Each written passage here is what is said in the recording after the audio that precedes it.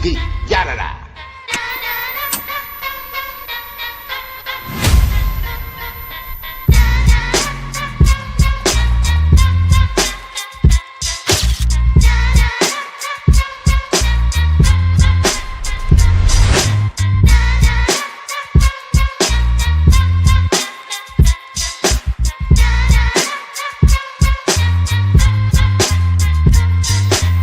Yuck Mouth TV, yada da.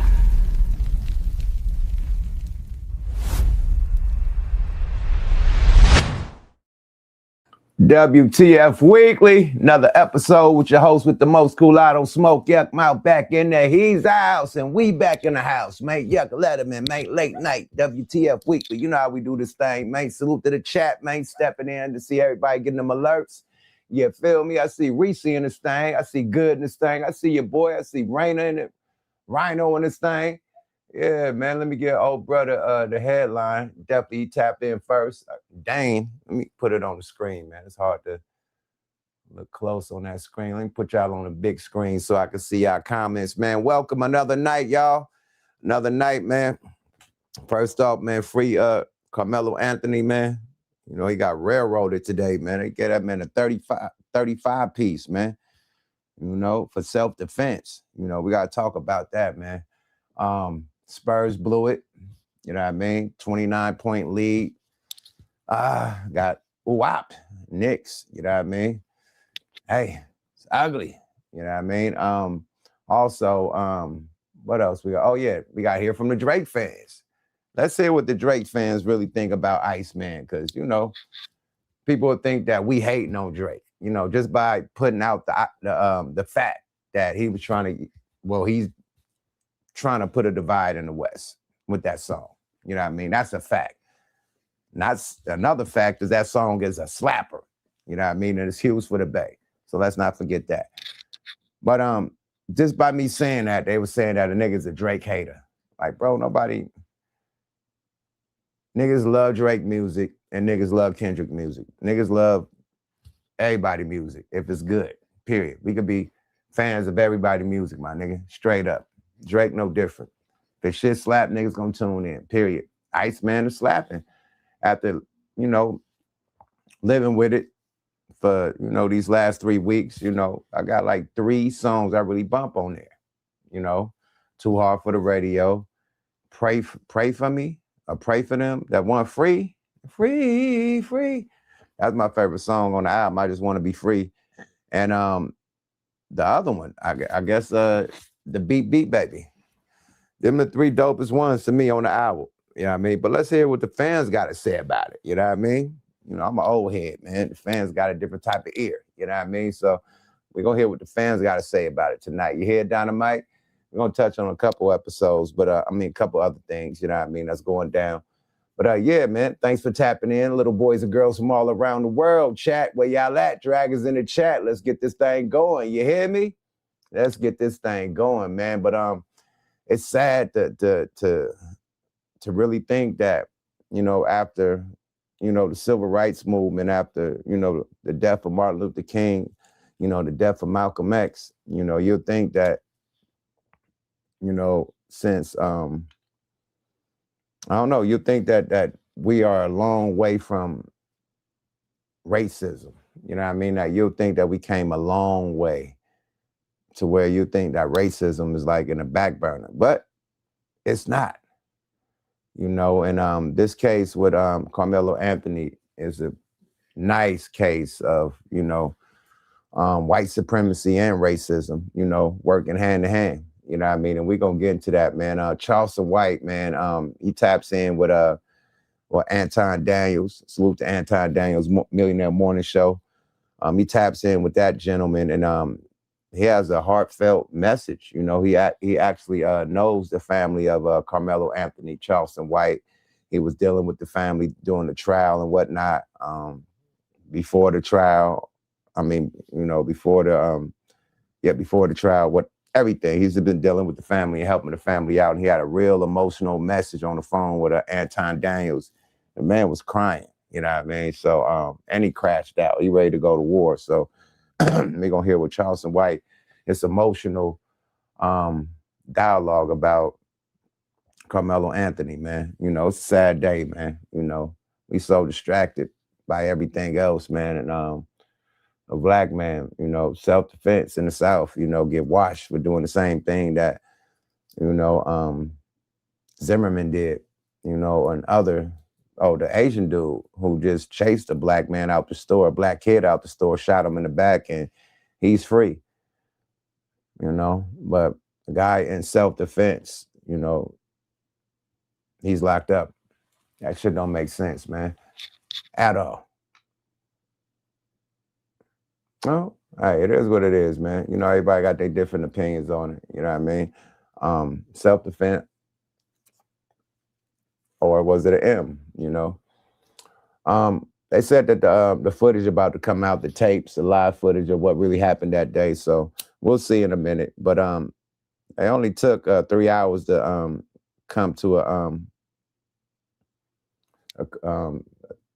to plead, you know, to charge him with 35 years, you know, only 3 hours. Like usually a trial take way longer than that, weeks, you know, sometimes months. And they did this in 3 hours. They want to hang that young dude since the incident happened. You know, that's what I think. You know, for them to deliberate in 3 hours and hang him, you know what I mean? Give him that much time in 3 hours. Like he was guilty before the trial even started. That's what it sounded like, you know. Straight up. And you know, one of them states, man, you know, red states was, you know, where they got them Confederate flags flying, man. Good luck with the court system out there. Good luck, man. That's why I live in Cali, man. They said it wasn't a jury of peers neither. Oh my Lord.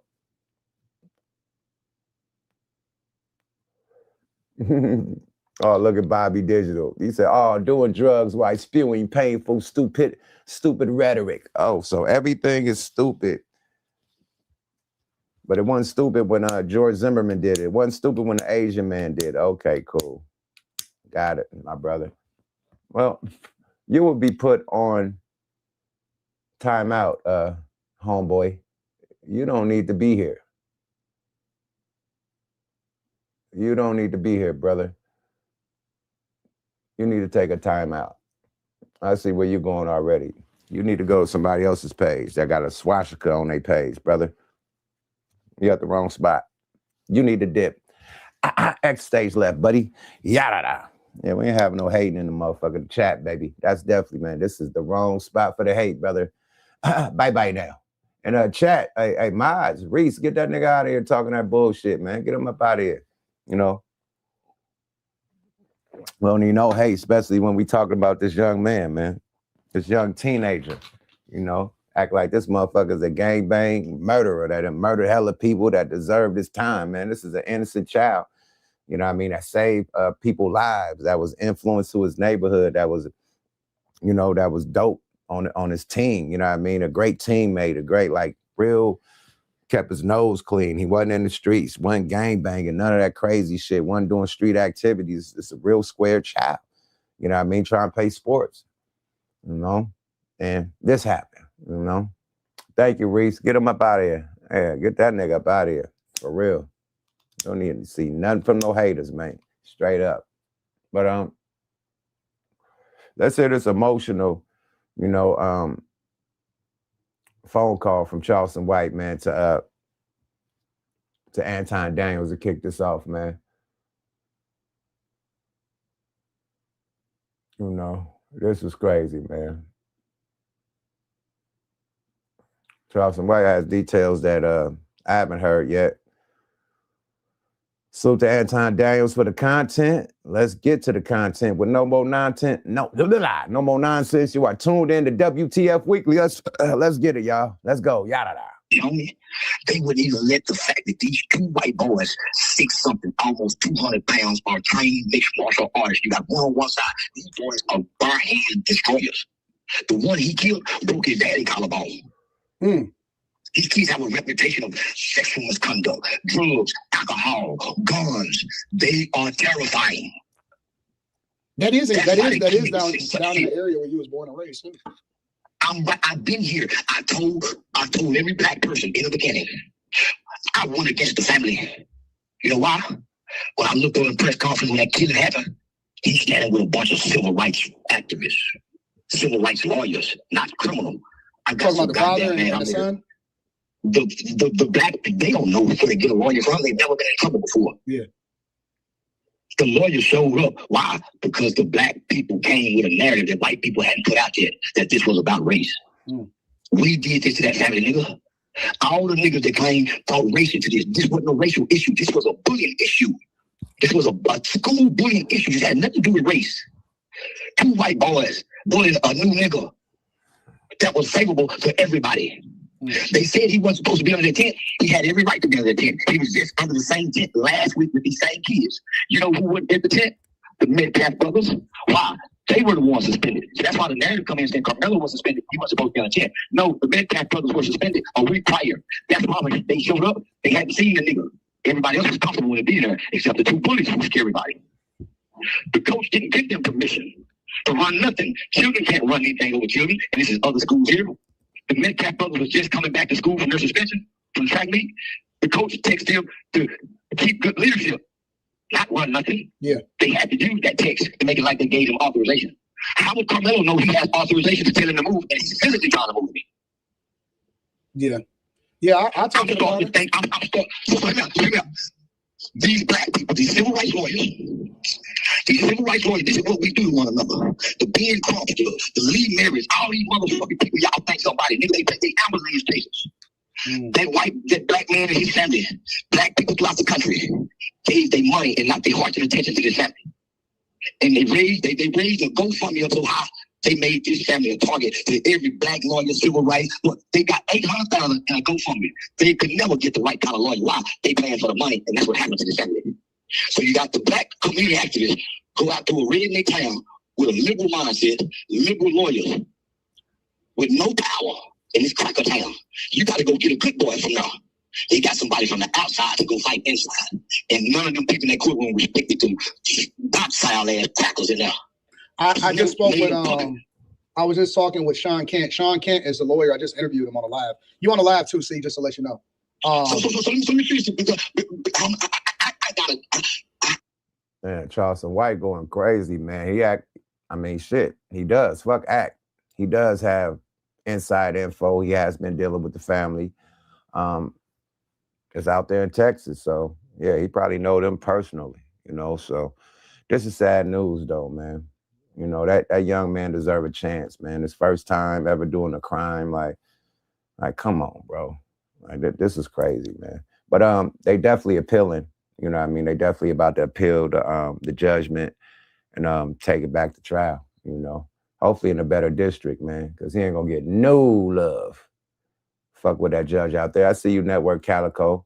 Bat line is about to be activated. Yada. Put the bat line out with a co-host. See Network in this thing. You feel me?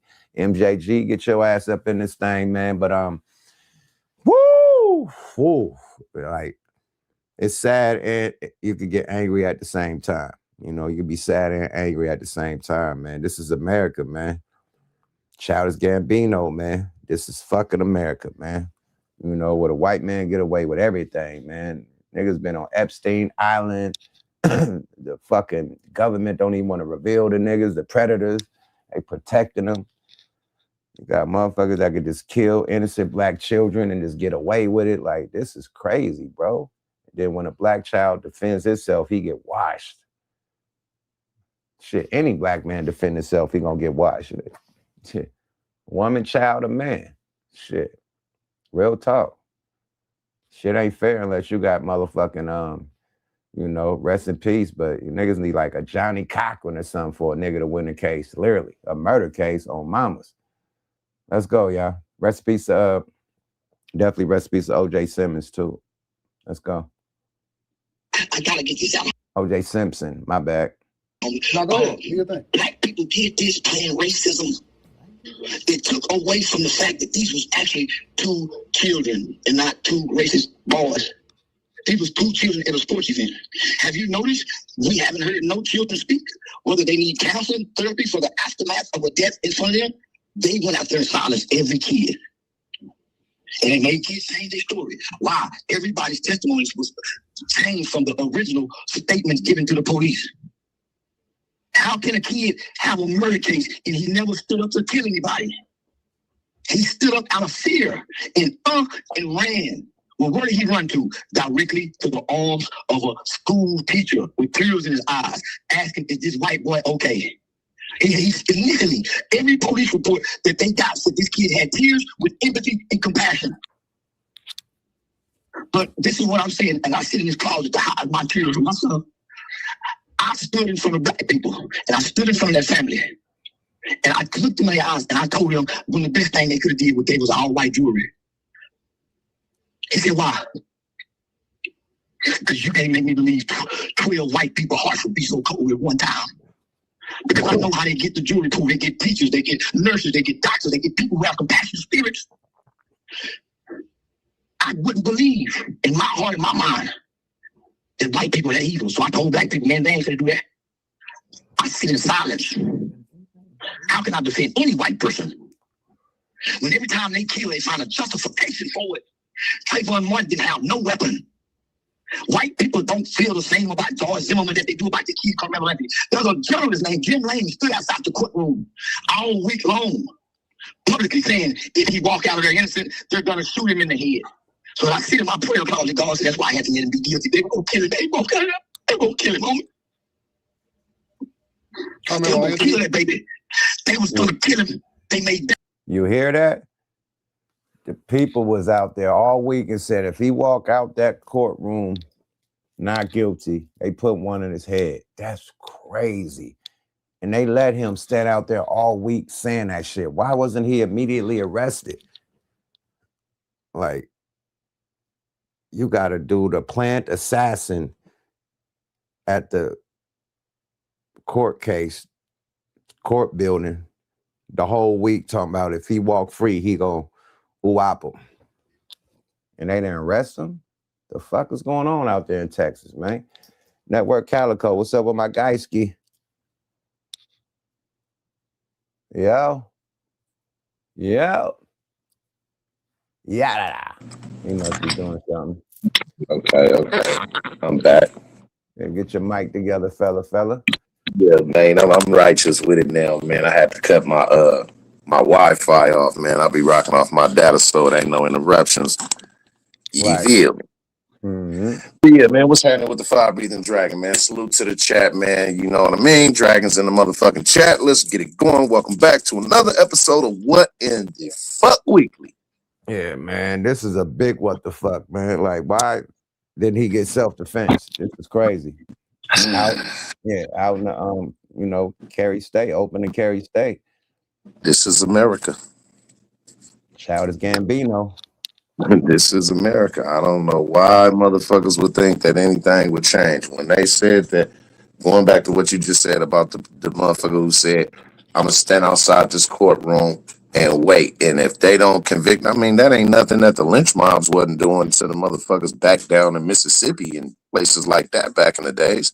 As soon as they came out the courtroom, they'd get hung, lynched. String that nigga up. Yeah, he wouldn't make it home, literally. And the police didn't do shit about it. He wouldn't make it. Two things was gonna create a lynch mob. One is if that black man killed a white person and got off, or two, if a white person killed a black man and got convicted. Right. I'm just saying, you talking about a country that's right now, motherfuckers that's in Congress, motherfuckers that's in this country, knowing what this man then did to George Floyd. I'm talking about Derek Chauvin is talking about holding a moment of silence for this motherfucker. What about the moment of silence for George Floyd? Tamir Rice, you know what I'm saying, or 100,000 other motherfuckers we can name. This shit ain't nothing new, man. This is nothing but an old bitch with a new dress on. You dig? Man, the dude, right? What the dude name? What's his name? What's his name? Cuddy? What's the white dude name? The one that's charged with this shit, right? Or who you talking about? The butler. What's his name? The one that just got killed. The white dude that popped the dude outside, attempted murder. The butler. What's his name? Chud the Builder. Chud the Builder, right? Chud the Builder. Okay, Chud the Builder They have revealed his tweets. They have revealed his tweets in court. Yeah. He said it. On his tweets, he said he's trying to start the race war with this.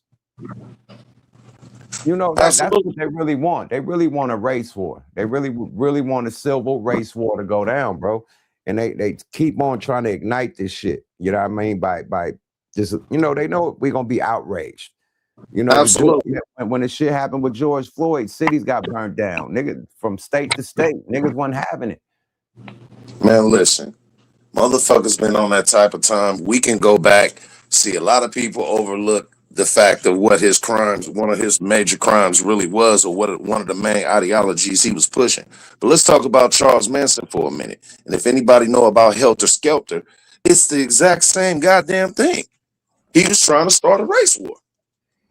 Bingo. I mean, that shit ain't nothing new. Like I said, this is nothing but an old bitch with a new dress on, my nigga. Real And talk. until America really takes accountability for the atrocities that America has committed upon its own, it'd never be right. And America stands in denial of that because they forever getting rich hand over fist. And you know the old saying, it's survival of the fittest. As long as my family eat, fuck yours. So Pete, this is the play to get rid. I mean, you know, with the ICE and the deportation, you know what I mean, and visas and shit. You know, they could get rid of, you know, foreigners and shit and migrants and whatnot. But to get rid of the blacks, man, you know, they got the COINTELPRO, they got the drugs, you know what I mean, and that shit in prison, but that shit ain't working fast enough. You know what I mean? So they want to spark a race war. And this is how you try to eliminate more black people with a race war. It speeds up the process, you know what I mean? To make us hated and all that shit, to have us hated by other races and, you know what I mean, going through it, you know, with our neighbors and whatnot. That's what they want, my nigga, you know, for real. Absolutely. Try to get rid of us, my nigga, because the other shit ain't working, man. We didn't. Yeah, we done took over all that other shit. We done smartened up, brother. Period. All that shit y'all was doing in the 80s, giving niggas football numbers. We done smartened up, man. Period. We ain't doing that shit no more. Niggas selling weed, getting a little slap on their hand and keep it pushing. Well, anybody that ever read the book, The Art of War by Sun Tzu, know that one of the oldest strategies of war is divide and conquer. Facts. You get what I'm saying? Like, if you got these motherfucking Latinos who some, you know what I'm saying? Some, not all, but some are racist than a motherfucker towards African Americans, right? You really think that if you acclimate to these people who hate us and you hate us equally the way that they do, that they're going to reward you for it? But well, let me tell you what. You can't blame them for that because it's programmed. You know what I mean? It's programmed hate because the white people had the Mexicans feel like they, you know what I mean? Remember when you could say on your ID that you was white if you was Mexican or if you was Asian, you could just say you right. That's why I said something. So that's why I said something. So they were defending and start feeling like they were white. So they like fuck the black people. They start looking at us like we're less because they was able to fill in that white box on their ID. Absolutely. I mean, anybody and everybody knows for the immigrants that come to this country, this is how the script goes. You treat them black motherfuckers the way that we treat them black motherfuckers, or we'll treat your ass the way that we treat them black motherfuckers. Or we'll send your ass back. You know what I'm saying? Now let's look at one of the other things that ICE has managed to do. No. I'm thinking like what liquor store in our hood that's like an Arab store, Asian store has did anything for the hood, like a turkey drive or, you know what I mean, a Christmas, you know what I mean, giveaway, a back to school. What liquor store has ever did that in the hood? I'll wait. They did about as much as motherfucking Gucci, Prada, and Louis Vuitton has done. Nothing. They don't. Nothing because they can't. They don't. They would lose their grants and they would lose their motherfucking business if they try to look out. If they try to, like, okay, boom, I got the line and I got a black homeboy, a black family that I've been dealing with since 30 years. Now I want to give them the line to make a franchise store. Oh, they shut that whole shit down. Yeah, man, they'll box that motherfucker out quickly. Man, shut that. As a black owner, oh, man, you see what they did to 40, man. 40 had Fatburger in the Bay. Putting it all his own money up. He said he shut the shit down because he tried to go to the bank and get a loan after having that shit for years. Like, fuck it, I need, give me a little help. like everybody else. I'm doing this shit out my pocket. He pull up to the bank and they don't even want to fund a nigga. He got good credit. He got, you know what I mean? The business been going for hella long, but because he was black, they didn't get that man that loan. He said, oh yeah, they ain't playing fair, man. I'm shut this shit down. Yeah, no, I mean, I gotta find this video, man. But this dude went around certain different businesses in the neighborhood, right? He went to nail salons, he went to beauty supply stores, he went to donut shops, he went to gas stations, and he went to smoke shops. Right. And every one of them places that he went, he said, you know what? Yeah, I was thinking about opening up one of these. And every last one of them owners gave him that look like, what the fuck are you talking about? So he eventually found out that most of the people gave him that reaction because they think in their mind, you're not supposed to do nothing in this neighborhood except spend your money. The Asians, we own the motherfucking nail salons, beauty supplies, and donut shops. The Arabs and the Indians, they own the motherfucking smoke shops, liquor stores, and gas stations. You don't get no cut in this. What you better go get a shoe deal or a liquor deal, but get your ass away from us. All that shit is mafia, man. The niggas will burn your shit down, man. It's crazy, man. You try to pop up with a food truck, with the Mexican food truck. Yo, shit, man. Listen, man. It's gonna be war for the food trucks. Like niggas ain't letting black niggas do no business. Period. I will say this, man. You go to Atlanta, you good money, man. But if you really want to impact the black community in a positive way, for all of the young niggas out there, or all of the OG ballers that's still holding on to old money, I think one of the best investments that you can make inside of a black neighborhood or a predominantly black or minority neighborhood, but especially black owned, a grocery store. Do you know how much money a grocery store generates on a day-to-day basis? You know how much a grocery store costs. Absolutely. So that's why I take good luck. That's why it takes a conglomerate of motherfuckers with paper all getting together to make that come together. That's what they do. That's a $5 to $10 million investment. That's what they do. And you gotta run that shit for a soft 5 years to have that shit popping, man. So you gotta be like a soft 20, get that going easily. Bro, I done seen Latino grocery stores in predominantly black neighborhoods for years. Yeah, you got Asian grocery stores. They all got their own grocery store. Definitely. That's what I'm saying. But when they have something like that, then think about how many times that money circulates through that community before it leaves that community. Oh, that shit is franchise. Like that Balater, whatever that shit is, that's just franchise. It's everywhere. It ain't just like some Mexican family just made a store and it's just in the hood. No, that shit is franchise. Like it's everywhere. So it's a difference when it's a machine, bro. You know what I mean? But like you're saying, man, like it's other things that we level up in. You know what I mean? That we got the full control over music. You know what I mean? All types of other shit that comes with sports and shit. Like niggas can't fuck with us and shit. You know, other inventions and shit. Other type of. We got that lane. You know what I mean? So it's other shit that we could do that they can't do neither. You know what I mean? You feel me? Man, all I know is on a day-to-day basis, as far as what generates a lot of money in the neighborhood, a grocery store and a gas station is one of them. That generates a lot of fucking money. And it takes a lot of money to get started, don't get me wrong. But you feel me? Think about it like this, man. You got motherfuckers out here that have a $30,000 chain on. And don't get me wrong when I say this, because I'm not one that has the mind state of attack niggas that got money.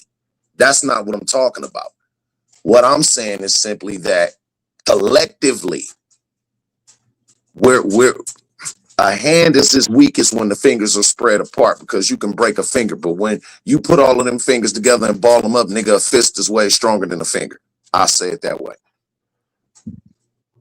Yeah, but niggas is at the bottom of the barrel thinking, niggas don't want to partner up. Exactly. We got to reprogram. We are our worst enemy because we hate ourselves more than anybody. Like we talking about this white supremacy shit, man. Let's try to link with our homeboys to see how much hate we get. Let's say, hey, man, put in 100, you put in 100, I put in 100, man. Let's open up this.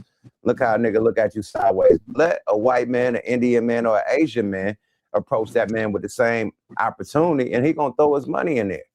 So then that means something is wrong. With black people that they don't trust. Black people don't trust black people. Period. Let me say this.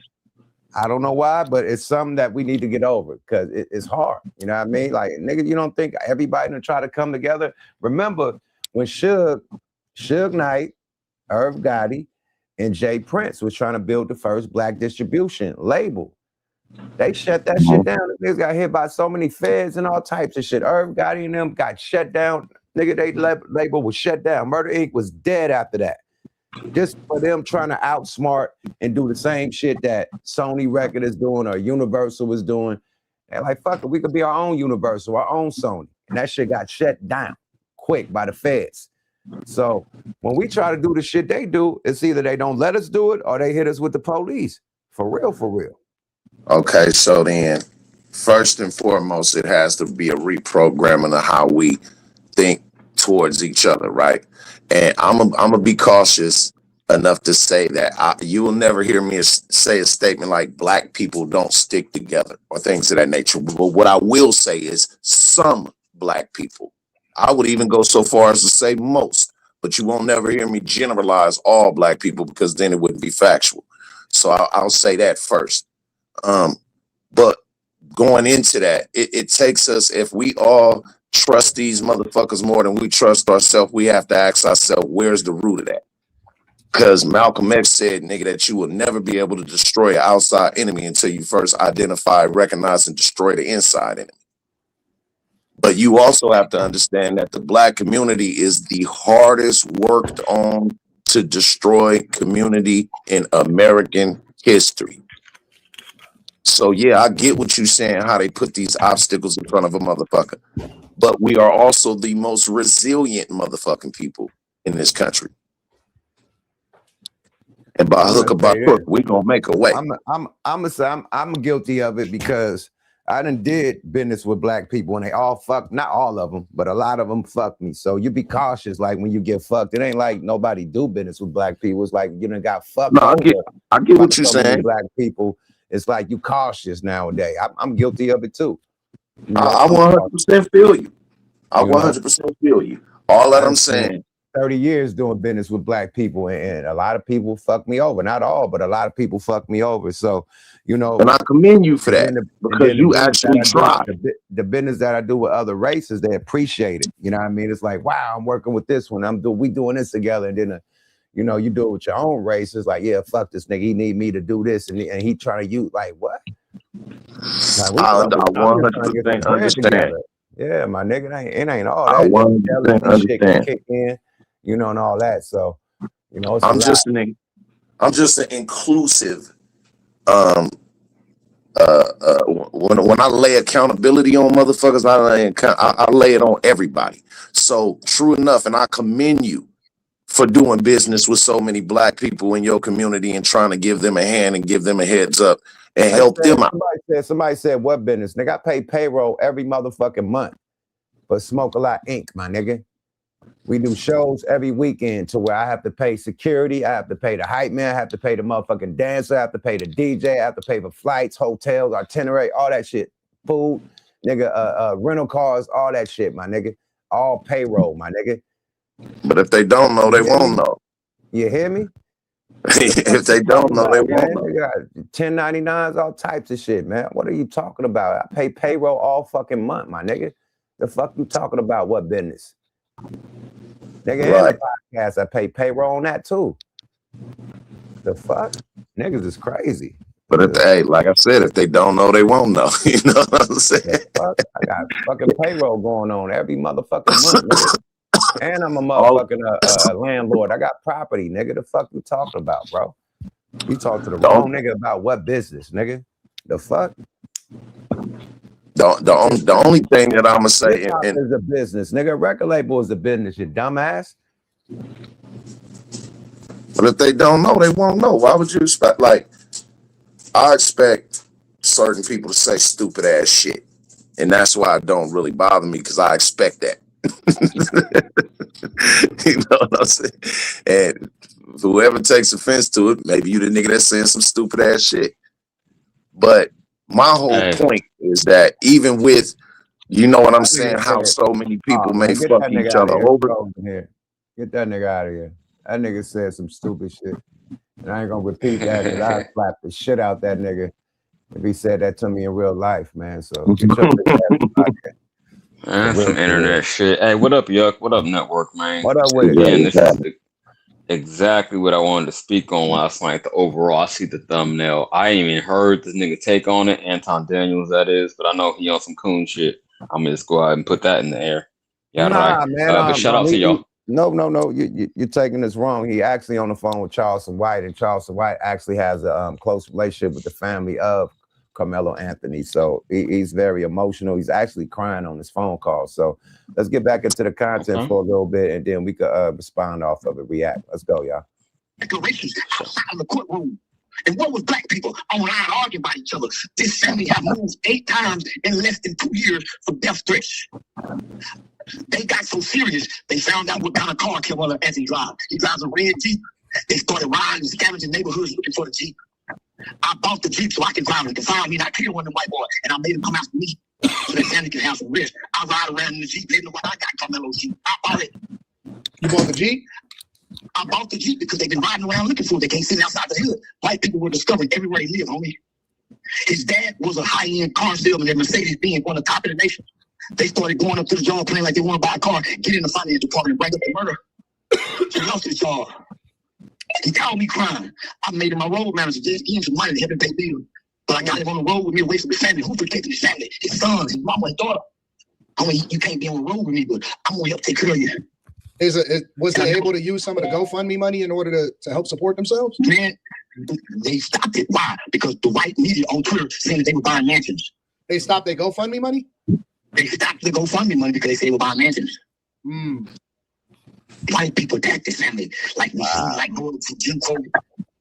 What the fuck? I used to say racism was not alive in America. Racism is thriving in America. Why? It's embedded into the fabric, into the hearts of white people. It ain't in us. Hate is not in us. We're responding to hate. So we look hateful. White people are over us. They can do to us whatever they want to do to us. They can go back to raping our women, and a jury can say, hey, I was dating 5 mitigating factors for the people. And the only way to beat the white man is with his law. This kid went to law school because I failed. He was out on bond for murder. He graduated high school, my nigga, and went to go be a lawyer for Mr. Charles. And the kid studied all year long. Every book I gave him, he read. That's a good kid. When you talk about fleece white as snow, that's Carmelo Anthony, not those 2 white boys that died. They found a reason to justify George Floyd killing. They found a reason to justify everybody who they kill us. And we're never right with white people. We're never right with white people if we don't play white. Because white is right. I don't like white people that much, nigga. I want to play on white people so I can have influence on my people. I want to learn everything white people know about English history. That's why I'm so good. I did this for us, nigga. I don't love white people that much. But I gotta play like I do. I wake up thinking about doing something to white people every day, and I see how they do it. But I gotta look in the mirror and grab the power side so I can live and be happy as a black man. I really want to die for some shit, nigga. We can't be like that though. Okay, see, so okay, I'm glad he said that because I thought this nigga was the Uncle Tom, Uncle Ruckus for the white people. He said he using them. He really hates them. Okay, I don't hate white people. You know, I can't tell. California is great. You know what I mean? So we got nice white people out here. You got to like the worst racism you get out here is like a Karen. You know what I mean? Or a motherfucking Aaron. You know what I mean? A white guy or a white woman coming outside with their phone like, what are you guys doing over here? What are you guys barbecuing? And you guys live here? But they definitely ain't coming outside with no guns and trying to chase you down the street with no weapons and trying to shoot you. The most thing you'll get is a police call saying it's a bunch of black guys in front of the park and they're shooting up. It looks violent. Like, you know what I mean? It'll be that out here, but you ain't gonna get no real, you know what I mean? The real Confederate flag flying shit out here. You know what I mean? Not at all. Okay. But when you hit the yard, or you in one of these motorcycle clubs, you know, you get a sprinkle of that Aryan night.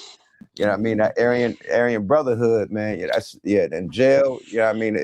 I just learned that when I went to jail out here in LA. It's segregated. You know, you got the blacks with the blacks, you got the Asians with the Asians, the whites with the whites, Mexicans with the Mexicans, and so on and so on.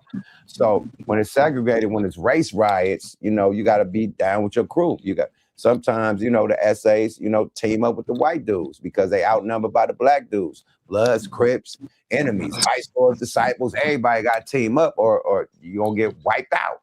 You know what I mean? Period. Right. So. Yeah, it's that type of shit when you hit the yard. You know, you definitely gonna feel that Aryan brotherhood. You're gonna see all the swastikas and shit, you know, but just living in Cali, just out, you know what I mean? You don't see that normally, you know. Man, you know what, yeah. Okay, champ, can I speak on this real quick? This motherfucker, hold on, this nigga. Am I lying? Being in Cali, or do we see like niggas? Not at all. It depends. It depends on what we're at in Cali, but nowhere near to the extent of how it is down south. Nowhere near that. Right. It is here. Yeah, it is here, but it ain't nowhere near that. Nah. You know, but that's a home of it, man. But I will say this when it comes to this individual in particular. And he finna get it. Cause nigga, for years you tap dance for them motherfuckers. It's crazy that you mentioned something about Confederate flags. Something kind of like a whole Confederate flag outfit this nigga was wearing. Facts. So don't tap dance. Listen, the whole shit. Don't tap dance for these motherfuckers, and then because now it hits home personally from some people that you know personally. Now all of a sudden you want to use the same ass excuse that if a nigga was popping shit online and you see this nigga in I was just trolling. I was just playing them white people. You a goddamn lie. You know what you was playing? You was playing yo people.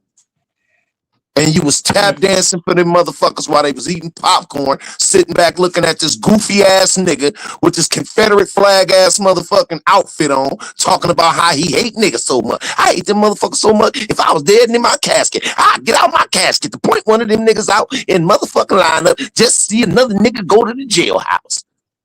So now it affects you personally. Well, speaking for me, kiss my ass and 5 niggas that look like me. All right, let's get back to the content, mate. But I'm glad he said it, man, because I was like, this nigga, boy, the Django nigga in real life. Talk your shit, CJ. Before you continue, I ain't got my intro off, man. Hey, salute to the channel. Shout out everybody. You feel me? But for really, this is what I want to speak on last night because the verdict came down yesterday. So yeah, I've been watching the trial very closely, so I know a lot of details niggas might be privy to, as they would say. But yeah, man, he got railroaded, champ. The evidence, I don't know how good his attorney was, but I know the evidence presented should have been enough that he should have got off, champ. Again, this is a nigga. If y'all don't know the metrics on the situation, not only did the two twins, the white twins, approach him, push up on him after he was invited under the tent by his Mexican homeboy, but they was both 6 feet, 200 pounds. This nigga 5'9", 130 pounds. A little nigga. It's a high school kid. So yeah, the size disparity. You feel me? And it wasn't just them two. Let me go farther and say it wasn't just the twins, but they was like captains of the football team, so they had other motherfuckers around them, pressing them. So he's like, I got 5-6 niggas around me. I'm a little nigga. And yeah, I mean, he went drastic. It was self-defense to the highest degree, in my opinion. But man, I hope for the appeal will work out. But I think just the size, what they call it in legal terms, force disparity, like they could do a lot more damage to me than I could do to them. I thought that would have been an open and shut. Well, I didn't really think it'd be open and shut case. It should have been in a fair country. If we had real justice, it would have been an open and shut case. Like, okay, I mean, the niggas, he was in fear for his life, so he made a shank out of plastic and let a nigga have it. Like E40 said back in the day. But yeah, it's very disappointing, but it's not surprising. So I'll land with that real quick. But y'all got it. I'm saying, man, you got teenagers his same age that did, M cases, you know what I mean, against, our race, and they give them the teenage life, you know what I mean? They stay in juvenile and they probably go to jail until they, 25 and get out, right? Right. When you under 18, right? So why him being under 18, he don't get that same action? It ain't like he 18. Like, let's be real. He was still in he wasn't at the time. Yeah. Right. Let me go a little At the time of farther the with it. crime. You got to go about the These time of the crime. these online racists try to paint the picture because, you know, the stereotypes like, oh, well, he was just a thug. He was looking to steal something. Ironically, the Austin, and I come from a single mother home, so I can't say shit, but I mean, that's the narrative they're trying to paint, right? But the Austin kids, they come from a broken home, and they father got hemmed up on some sex charges for, you know, some underage shit, right? And then it was Carmelo Anthony had the intact home, the upper middle class home. So all that shit don't hold water to me. So I'm just, again, disappointed but not surprised. Another example, man. You've seen another example of the teenage life. You see the youngsters that did that to Pop Smoke. Them niggas already out of jail. Shit, I know that. Well, you didn't, man. They did interviews on fucking Orange Jumper. The whole shit. Yeah. Yeah. I don't watch Adam 22. I know Adam 22 But getting a divorce. They did that as teenagers. You feel me? So he got out at 25. I got you. Okay, I get your point. You get Got it? right on back. I'm asking why he's not getting the same love. That's all I'm saying. More of the story.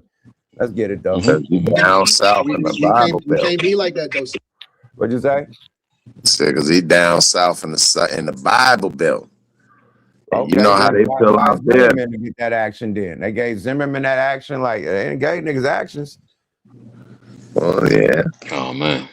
Yeah, against this man is going against. He felt like the child was beating him up or something. The child overpowered him or something. He said, "Well, you got two big ass 6 foot, 200-something pound football players plus they team pressing this man. You don't know if he got packed out or nothing.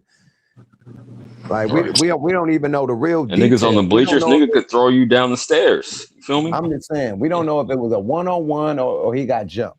It wasn't no 1-on-1. The witnesses, man, and they didn't release the camera footage. I was pissed off about that because they knew it would have happened if you actually released the footage. They said the camera footage coming out on appeal. You know, yeah, okay, they better do that footage because the camera footage would have proved he was innocent. Mm-hmm. Hey, I'm gonna say this to put a bow on it. As black people, we ain't subject. You just gotta. They want us not to be able to defend ourselves. We had the other verdict earlier this week. Nigga, the child dude ran down on the black teenager, got him in the back, and then this one, they want us to not want to defend ourselves. Just accept it. Just accept you live in a racist country and don't do shit, man. Fuck that. That's why you think that's new? No. I'm just saying, nigga, they trying to reinforce it with these two latest verdicts. That has been a passion of racist people ever since they couldn't control us and own us legally anymore. It's been a passion since then. And it's been a paranoia of them that one day we will all remember what they did to our people and pay them back for that. That's why they're so fucking. And the crazy thing is, not to cut you off, but we ain't even on that type of time. We don't want vengeance. We just want justice. We just want the shit to be for really fair. I don't know niggas like, yeah, I'm gonna fucking go out and fucking mass murder, you know, like they do the mass shootings. That niggas on that type of time on white people. We just want to chill. We just want to be left alone. Well, at least that's where I'm at with it. And that's what I see. Yeah, not everybody. Okay, I mean, I hear you. I hear you. It's hey, in Cali, I ain't doing nothing. I heard of a similar case, but a nigga got charged too. You know, it was self-defense, but they charged him for attempted M. There was a situation to where a guy was at a gas station and he was parked in front of a couple, and then they arguing. They hop out the car, and the dude start chasing his girl around the car with a knife. No, with a bat, with a fucking bat, and swinging the bat at the girl. So the Good Samaritan dude, you know, try to stop it. You know what I mean? So the dude started chasing the Good Samaritan with the bat, swinging it. So the Good Samaritan, you know, caught the bat, took it from him, and bopped him in the head. And that one bop in the head killed him. You know what I mean? And he got hit with the attempted, you know, he thought it was going to be self-defense. Man, this man coming to hit me with it. You feel me? So, right. I mean, shit could happen. You could be a good Samaritan. Game been fucked up. Yeah, you could be a good Samaritan and it's still, you know, the cars could be, you know, go against you. And dude was just trying to be a good Samaritan and they still charge him like he was a dude that was trying to, you feel me? I mean, think about it. He Trying to do got the right thing. 35 years. He got 35 years because they saying that basically you have to meet force with force. Like if a person punches you and ain't got a weapon in their hand, you can't turn around and shoot him 53 fucking times because he punched you. Like you got to meet force with equal force, right? And so what they're saying is that he didn't meet force with equal force. But He if should have that's tried the to fight. motherfucking case, and that's the rules that we have to abide by in this country, that every motherfucker that put their hands, feet, and billy clubs on Rodney King, they didn't meet force with force. No, They they made it they dress. actually got convicted. Yeah, but the homeboy should have had self-defense too, because the dude chasing the girl and him around the gas station swinging the bat. Oh yeah, He, in that he, situation. And he they just wonder why niggas intercepted it. mind their own business. Like I wouldn't even got in. I'm sorry, but I would have just, I don't know. I wouldn't have got Trying in to it be a good because you Samaritan. can't win. Trying to be a Right. good Yeah. Samaritan, end up catching a case through, you know what I mean? Through a lot But of see, time away. You know what I mean? For doing some shit like that. conditioning this society to mind their own business is helpful for your health, but it's bad for your spirit. And I'm gonna tell you why. I Because understand. when you have the mentality of, man, I ain't got nothing to do with me, man, that's between them. That is no different than what Cain said when God asked him where was his brother. Okay, I got a Cain and Abel situation with my brother, so I could really feel that. But I wanted to, before you continue with the footage, with the content, I wanted to speak on something y'all was saying. I wanted to speak on something y'all was saying right before I pulled up, if y'all don't mind, and I'll put a bow on it with this. You talking about business with black people, right? Doing business with black people. Sometimes they fuck you over. Y'all know about the concept of epigenetics? The concept that trauma can be passed down through generations, and that could influence how you behave and your whole mindset. I think that we dealing with a case of that. You feel me? It's like niggas been fucked over so bad in this country that yeah, we gonna have our guard up against each other because that's how we've been programmed. Or for lack of a better word, it's programming.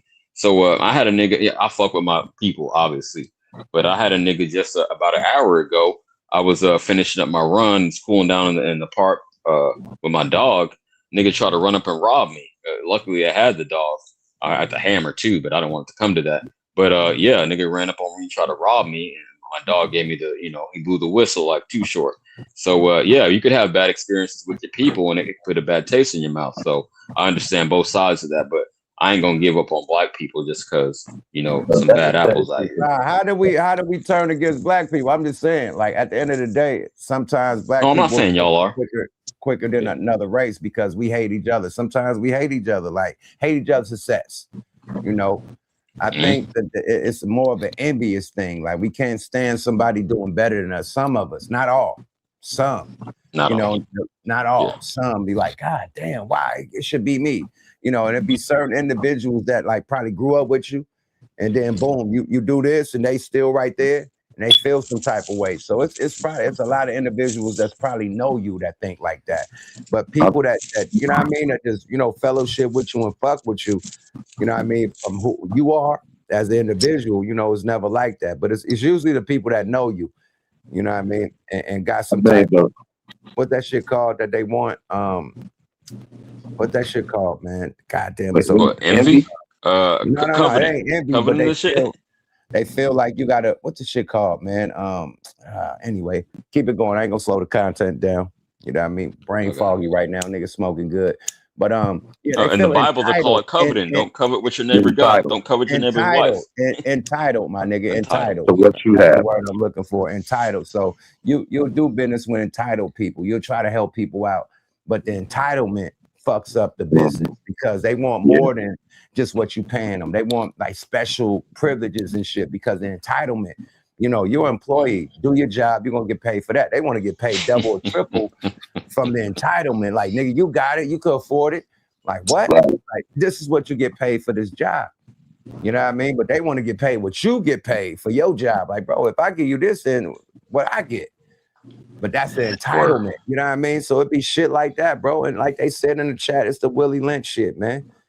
It's the Willie Lynch that's shit. fact. I salute niggas that. I salute niggas that. I That's salute why niggas that's doing good. Like I ain't got a hate bone in my body, my nigga. Yeah, I'm trying to get where you at. I only hate niggas that hate me. Period. You hate me, it's up, nigga. But other than that, man, I'm the balance. I'm a Libra. I'm the balance. You tilt that scale, nigga, with that hate, then I'm coming with hate. That's it. But other than that, nigga, I want niggas to win. I help niggas win. I'm calling niggas, trying to book shows for niggas, send niggas on tours and shit, trying to, you know what I mean, hook up burst features and shit for niggas. I'm trying to do everything, placements and business deals, like behind the scenes. If I get up, bringing everybody to the table. They say they want this one, man, I could call this nigga right now. A hater would be like, yeah, whatever, nigga, I ain't got his line. You want who? I call nigga on the spot. Hey, man, want to do some business with you. Put the nigga right on the phone directly. That's who I am. Right. I don't hide the plug. I bring the plug. I bring the table to the table, my nigga. Period. So I want all my niggas to win. I don't do it on no sucker shit like that, my nigga. Period. Because no matter how much money niggas get, it ain't gonna stop me from getting my money, my nigga. No matter how much niggas shine, it ain't gonna stop me from shining, my nigga. If niggas shine brighter than me, it ain't gonna stop my light shine. I'm still shining, my nigga. I don't give a fuck how bright. I'm still shining. Period. Real shit, straight up. Yep. I'm not jealous of nothing, nigga. It's more motivation, nigga. Niggas doing good. It motivate me to want to do better. You know, that's what I'm saying. Yeah, it motivates me, my nigga. I never had no hate bone, nigga. When I see niggas doing they shit, like, oh shit, okay, my nigga, I gotta step it up. Not like, oh fuck that. Well, I forget what track it was on, but I remember you said one time, if you could get it, I could get it. Bingo. Yeah, we all human. We got the same 24 hours, man. I mean, nigga, gotta hustle more. Gotta step your shit up. You feel me? Gotta diversify your portfolio. You know what I mean? But hey, it's motivation. It's motivation. No, though, yeah. You know, it's damn near human nature, both on a tribalism level, us or any other people, any group of people within inside of that group will have tribalism within inside of their own group. So we're not no different than any other group. I always like to say, show me any race in this country or any race on this earth that get together and live in total peace and fucking harmony. And yeah, I done got fucked over by black people too, but I done got fucked over by whites as well. One of the motherfucking biggest billionaires in this country, Mark Zuckerberg, nigga, took the whole fucking idea of Facebook from two twins. Fuck them niggas over. So yeah, I remember I've seen that movie back in the day. So it's always been that. You know what I'm saying? Like I said, I'm just an inclusive motherfucker when it comes to accountability. So don't talk to me about dick sucking Keisha from the projects if you ain't gonna talk about ass licking Amy from the trailer park. Word up. I ain't gonna get into that. But yeah, I know I feel what you're saying. Nigga, all of them. We're gonna talk about all of them. That's real. That's real. No, but yeah, man, it's just snakes out there, man. Some people will tell you. But I think we hit a left, you know what I mean, on the motherfucking freeway. Let's stay on the lane, on the same lane, man. Let's get back free Carmelo Anthony. You know what I mean? We went to a whole tirade about the business shit, man. Let's get back to what Charleston White got to say, and we'll respond after that. Let's wrap this up. I can't, but guess what? They like that, nigga. You fight fire with fire. Nobody have ever been able to beat. If you're leading the grassroots, he's like that.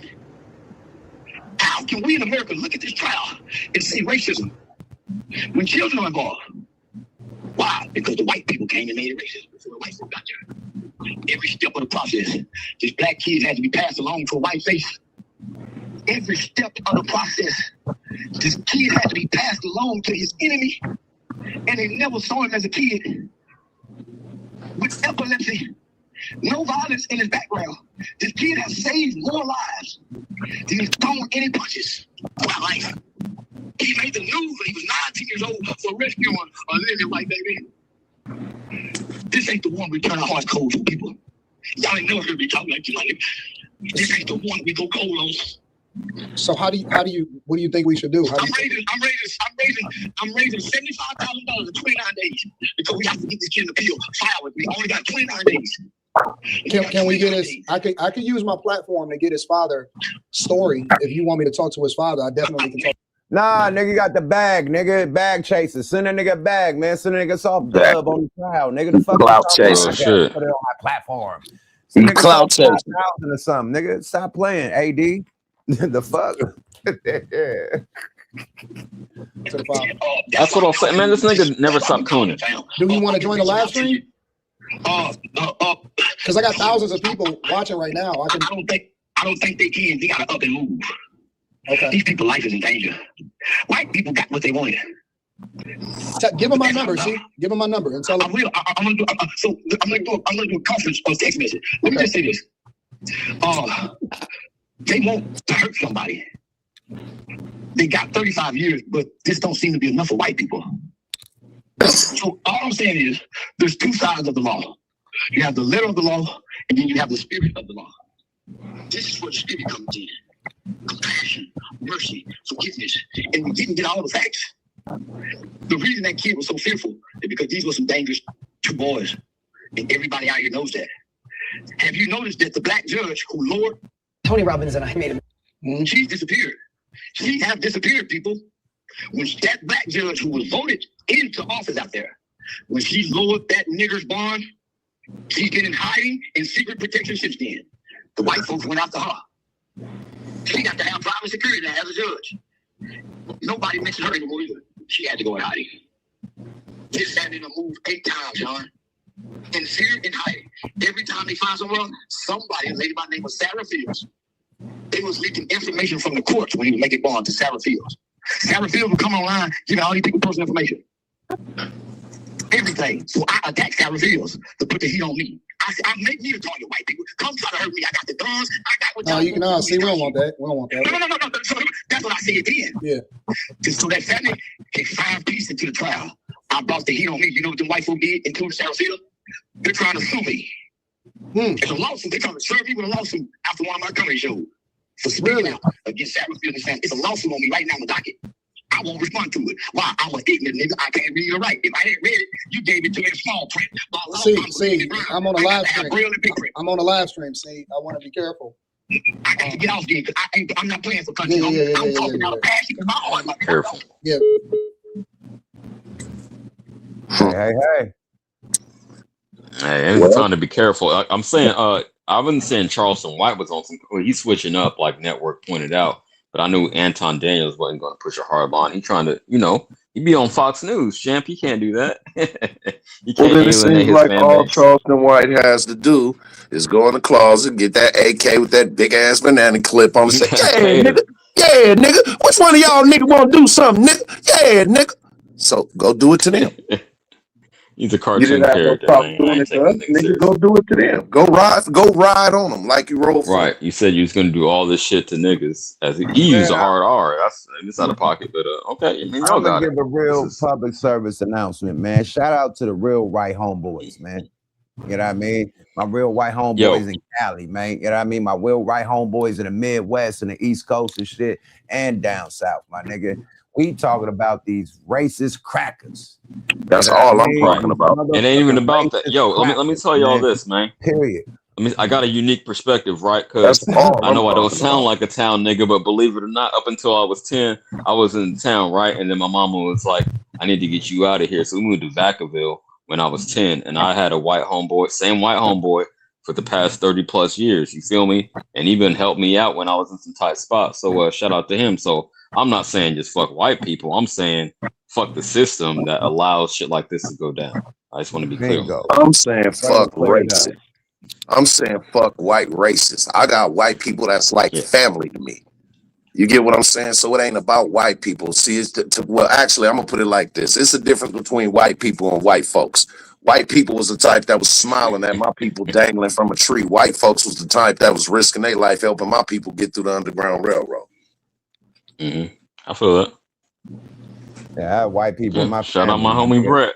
Shout out Brett. If you see this, I have white people in my family, my nigga. My mother-in-law is white and my father-in-law is white. You know what I mean? Period. My wife is half Irish. You know what I mean? My kids is half Irish. So no disrespect to, you know what I mean, to the white. Not at all. We just pointing out the racism in this judicial system, you know what I mean? The racist court system that's out there down south, you know what I mean? And the people that's out there that still want vengeance. They ain't even satisfied with him getting 35 years. They trying to search where the family living. Hang them high. That's what they're gonna say. Hang them high. But I hope you get it like at least in Austin, like you know, I know he can't do it out here in Cali. That would be cool. But his appeal, I'm talking about appeal trial, at least go to Austin, where it's, you know, and not at all. Get some black people on the jury, man. That's some bullshit. That's another thing I didn't speak on. So where was he at? In Dallas? No, he's in like a suburb, Frisco, Texas. Is what it's called. That's the town. And how far from Dallas is that? Because Charleston White is in Dallas. I'm not sure. I'm not too familiar with Texas. I don't know. Okay. I don't want to speak on. Okay. What was the name of the city you said? Frisco. Yeah, I know. I thought it was San Francisco when niggas first said it, but no, it's Frisco, Texas. Look that up. FRISCO. I want to play what the Honorable said right quick. You know, and this is no disrespect to white people, you know, but this is what the Honorable. The Honorable crazy. You gonna go off. No, yeah. the real Honorable. The official Honorable. Oh, okay. You go. Okay. The Honorable. Oh, the judge. Brother minister. It's only one Honorable. Oh shit. Yeah, the Honorable Brother Minister. Yeah, the real Honorable. Let's see what you gotta say about this. Let's go. The white man today is the clearest example that God lives, moves, and acts through human beings. You sit around, you see it rain. Oh, it's raining. You say, God did that. You hear thunder. God is talking to his children. White folks say, it's raining. How does that happen? He said, I can do that. Now he seeds the clouds and makes rain. Talk to me. You see the sun, isn't it marvelous? Ooh, look at that sun. White folks say, I can do that. He experiments with the atom of the hydrogen. Now he says, I can create a sun. God said he's going to make life. You sit around and say, look at it, isn't it wonderful what God have done? White folks say, sure is. He gets in a laboratory and say, now look what I have done. God put a planet in space spinning. White folks say, that's marvelous. I'm going to put me something up and let it spin too.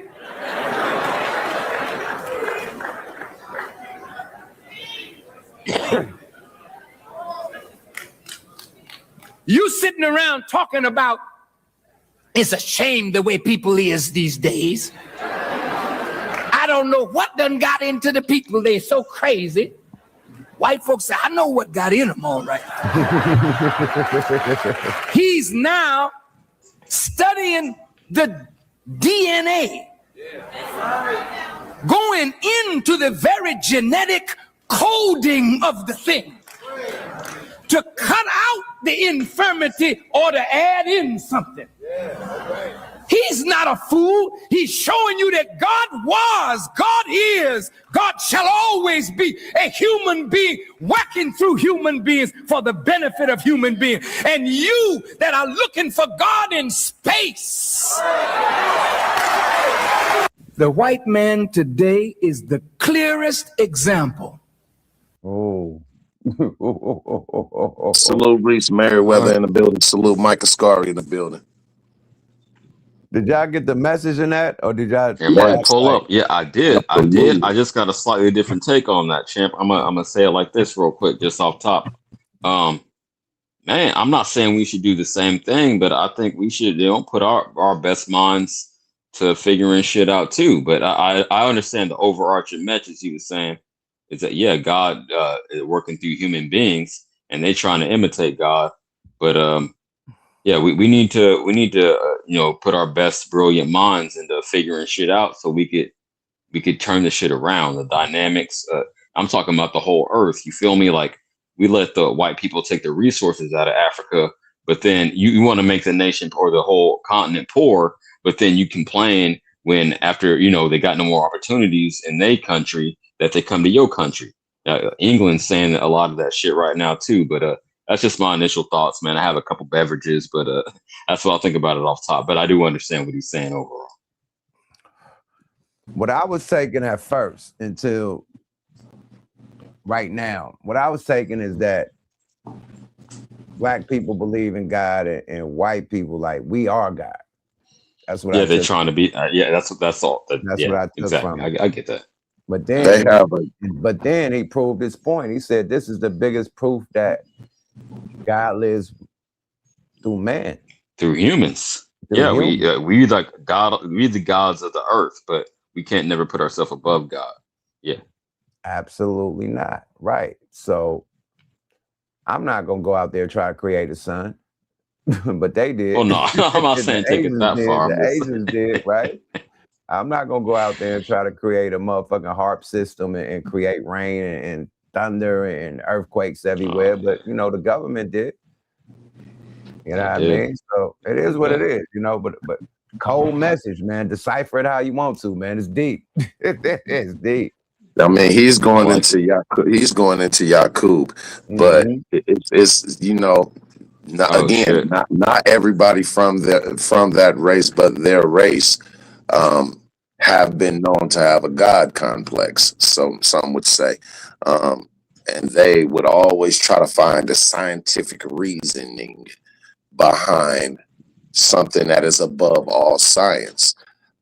So maybe you should go back and listen to what Erica Badu said when she said that the intellects do not believe in God, but they fear him just the same.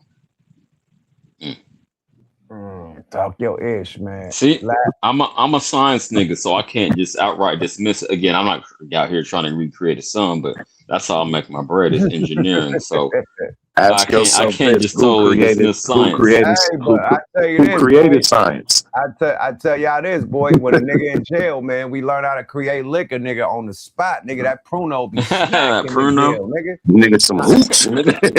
Knock on wood, man. Keep on saying jail, nigga. But yeah, nigga, we done make inventions in jail, nigga. Learn how to strike a match, nigga. Make niggas are matches, creative make in electric jail. shit, nigga. Boy, electric sparks and shit. That's a can nigga heat up I the would water. Nigga put some Yep. wires in the water, heat the water up, nigga. Niggas is scientists, nigga, in jail, nigga, for real. I didn't do too long of a stretch. Don't get me wrong. I ain't done too much time, but yeah, I've been in there, and I'm the electric nigga. That's how I make my living again. So I knew it. I knew you was putting the motherfucking wires in the water and heating shit up. Exactly, man. And to answer the question earlier, Frisco, Texas is 27 miles away from Dallas. Only 27? So right there. Yeah, let's go to Dallas, right my nigga. It's right there. Okay, so yeah, that's right there, my nigga. Let me play this other content right quick. Let's hear what some of the young people have to say, young black men have to say about this. Because we old heads. I'm an old head. I represent the old head. You deal, man. But let's hear what we all in our 40s and 50s, I think. So yeah. Let's hear what the youngsters got to say, man. Because you know this is a young man. I want to hear what the youngins got to say. Let's go. Or that would have returned the we will walk free. He indeed did not walk free and was found guilty. Let's get to that. Trigger warning. I have some sad news. Trigger warning. I have very sad news. They have found Carmelo Anthony guilty of an M. This comes at a time when most of us knew what they were trying to do, honestly, from the beginning. When there are pictures showing up of the prosecutor, the Austin's dad, and a judge taking photos at certain events and an all-white jury, I don't know what a lot of us expected as if it was going to be fair. We hope that the judicial system seen the flaws within itself, but once again, it has prevailed that they don't care about people that look like me and Carmelo Anthony. This is very, very sad. And I'm not going to say it's not sad for the Metcalf family because they did lose a child, but at the same time, too, when a child has the background of starting with others and being in alternative school and not even supposed to be on school grounds, but yet again, they're still looked at as an angel. When you know the situation and you know how it went down and you guys still tried to portray it as these kids were the ones being violated when the kids that it happened to were known to be bullies and carrying around firearms and things of that nature. This is a very sad time. And I'm just so tired of talking about stuff like this. It's like we keep on continuing to take L's. Prayers go out to the Anthony family. And I stand with my people at the end of the day. That's just how I feel right now. And I'm kind of pissed off. I definitely am. Usually I try to stay neutral, but that's why I kind of backed away from the situation when I started seeing how they were trying to do him wrong in this judicial system, not even putting a black person on the jury. Prayers go out to the Austin family. That's all I can say. This is sickening. I'm just here to bring you guys the news. I'm just a messenger. Imagine the history with so-called black people, right, in America. And then imagine black people being shocked at the transgressions even still to this day, bro. Right? Ain't it crazy? Like you know, Martin Luther King said something, bro.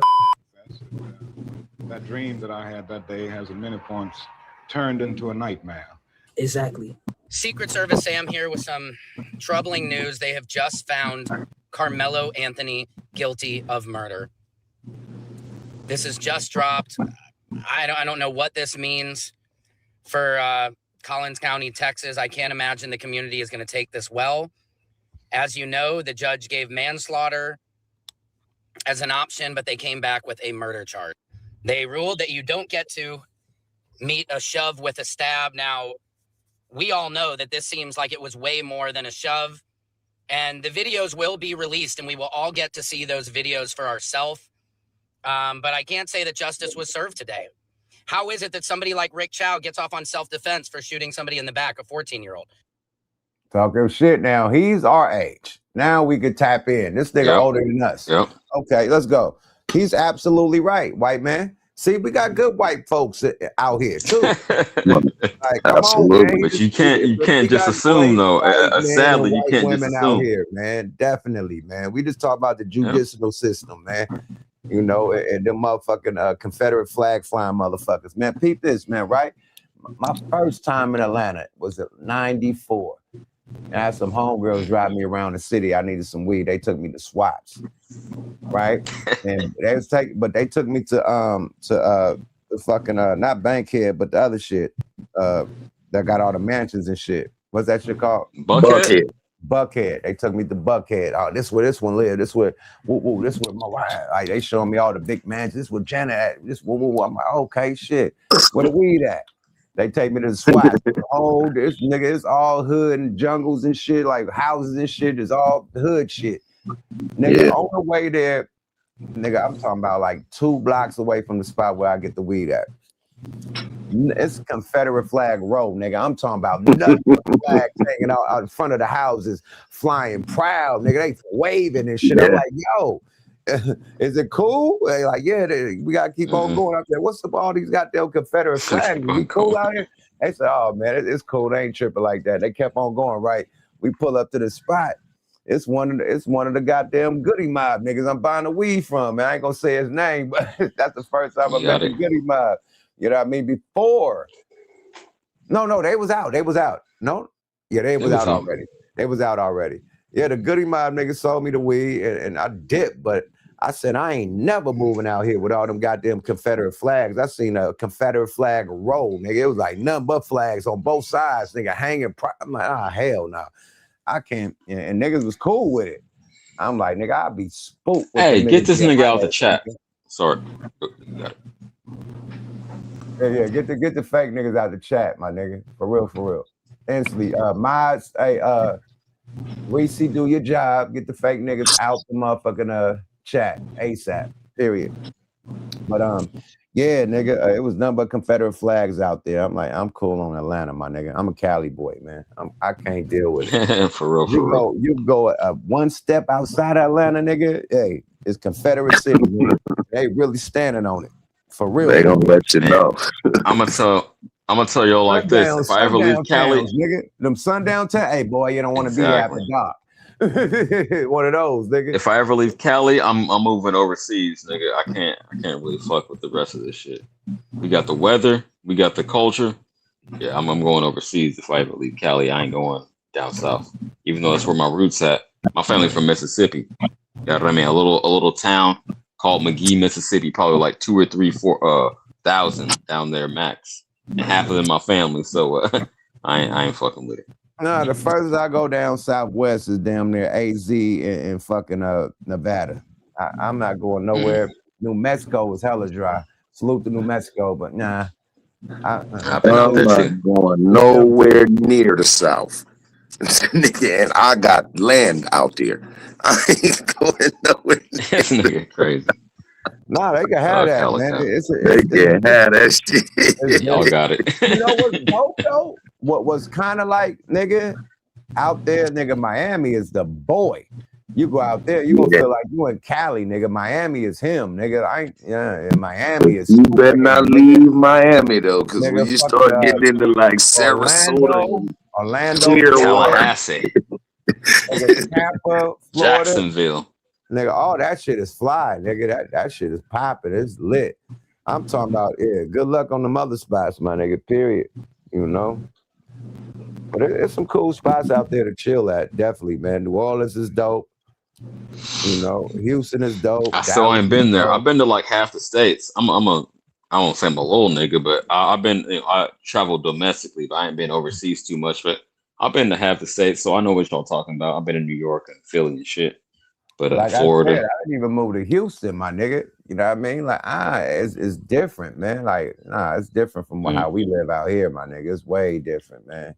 I'm a city boy, man. I gotta be out here in Cali, man. Period. We different. Yeah, man. Sacramento is small. I'm all in Sac, but it's a small town to me because I'm from that big Bay area like you. So yeah, it's a little different up here, but it's still a city. You know, Sacramento's still a city.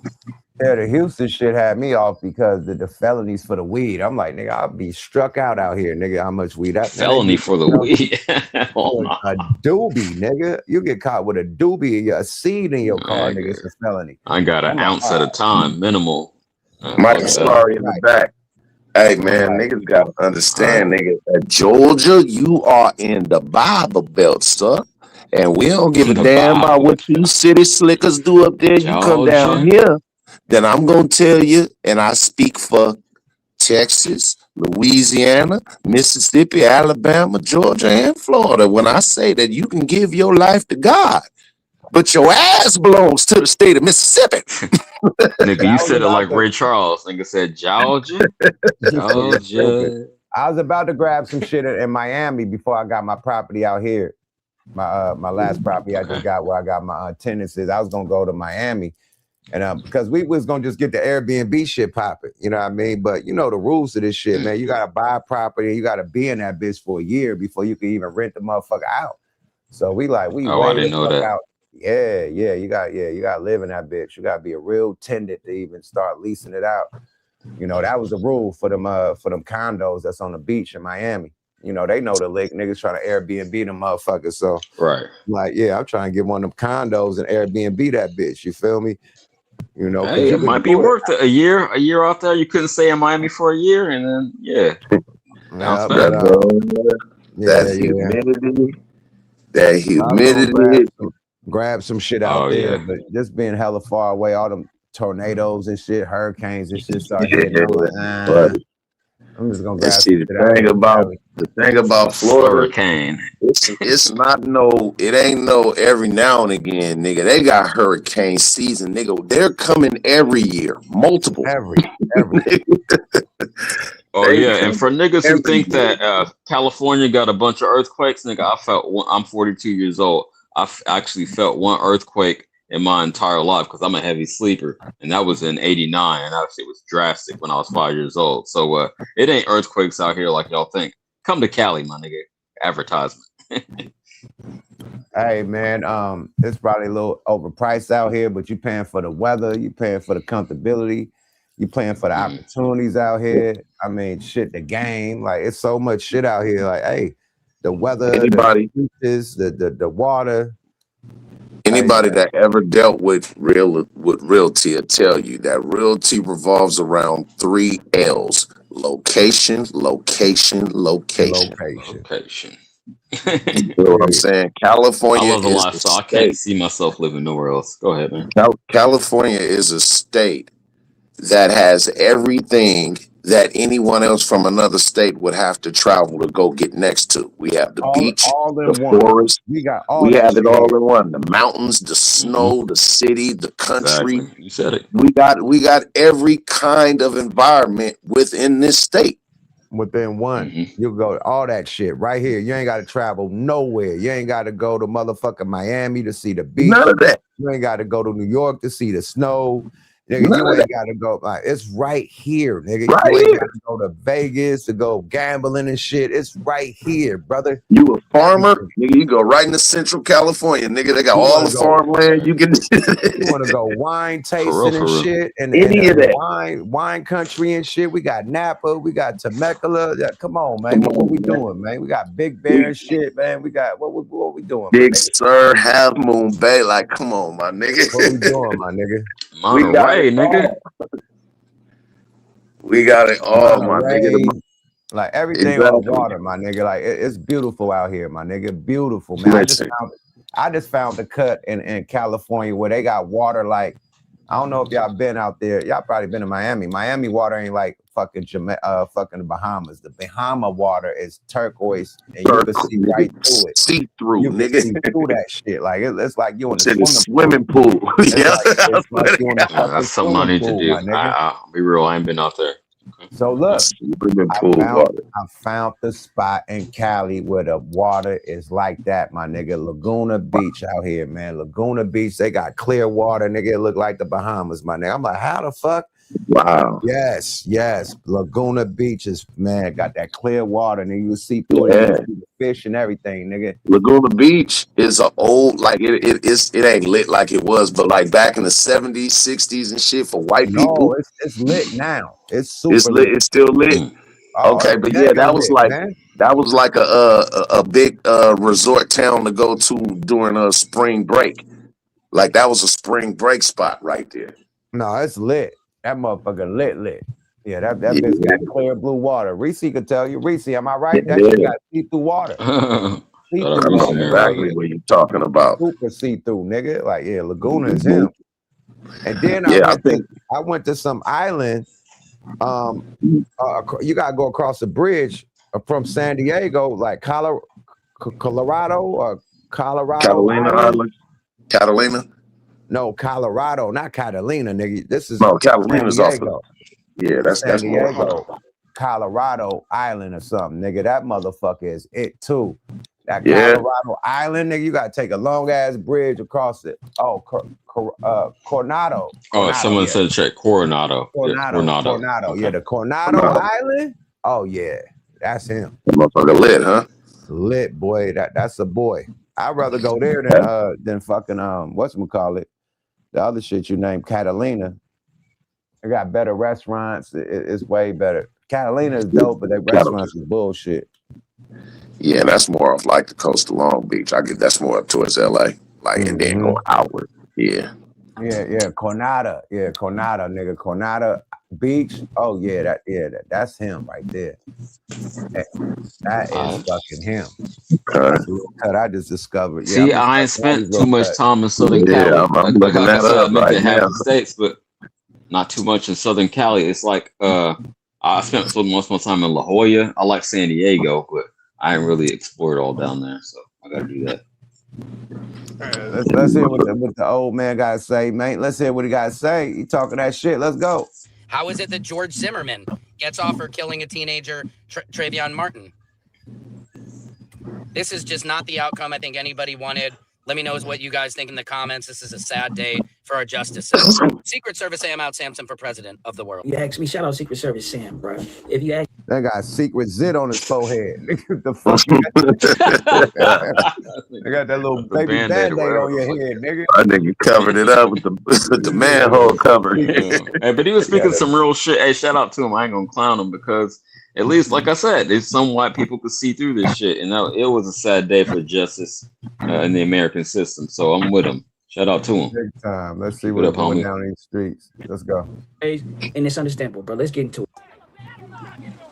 It is, and to give you some perspective, they are across the street from where I'm standing right now. I could hear people screaming, chanting, but I really want to mention that security here is tight. I mean, there have been sheriff deputies roaming this entire parking lot for days, really anticipating this. And you even had Carmelo Anthony supporters out here yesterday telling supporters, make sure that you don't make this case about what's going on outside the courtroom, make it about what's happening inside the courtroom, really telling people to make sure that they are civil. But as you could hear and probably probably see right now, things are quickly heating up. This case, it's caused a lot of strong emotions on both sides.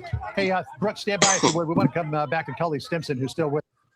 People are debating. It ain't no smoke, no shoves, no punches, no nothing. It's deep debates. The dude talking and passionately, passionate debates. You know, it's gonna happen. Both sides. Some people gonna feel this way. Some people gonna feel that way. But at least it ain't no motherfucking riots going down. You know, they have. Hey, before you continue, I got a question for both of y'all. You see the nigga, that's his father, right? That's the father of the Austin twins. Oh, he's rocking the American flag shirt, right? Yes, that's his father. I've seen the foot. I've been watching the trial, so I know it.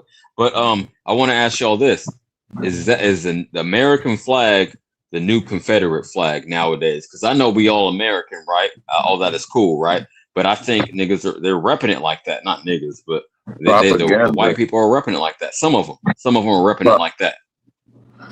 I would say the new Confederate flag is the MAGA flag.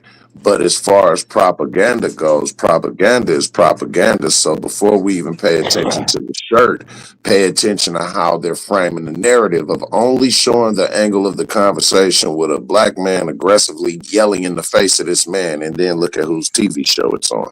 Man, he got sex charges. Fuck that fool. But I hear you. I'm just saying. I agree with you. That probably is like a bird whistle.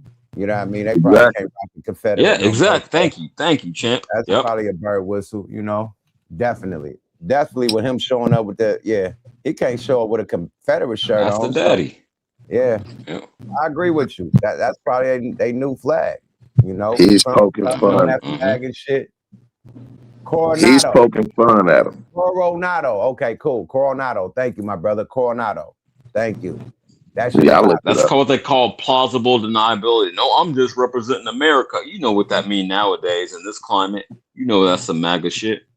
What I'm gonna say is that when a person knows that they got a good chance of coming out, having a good outcome, when a person know that they coming with a good outcome in that court decision, and they walk out with an American flag shirt on, or my nigga Afro Man case an American flag suit on. Like, nigga, I'm rubbing this in your face.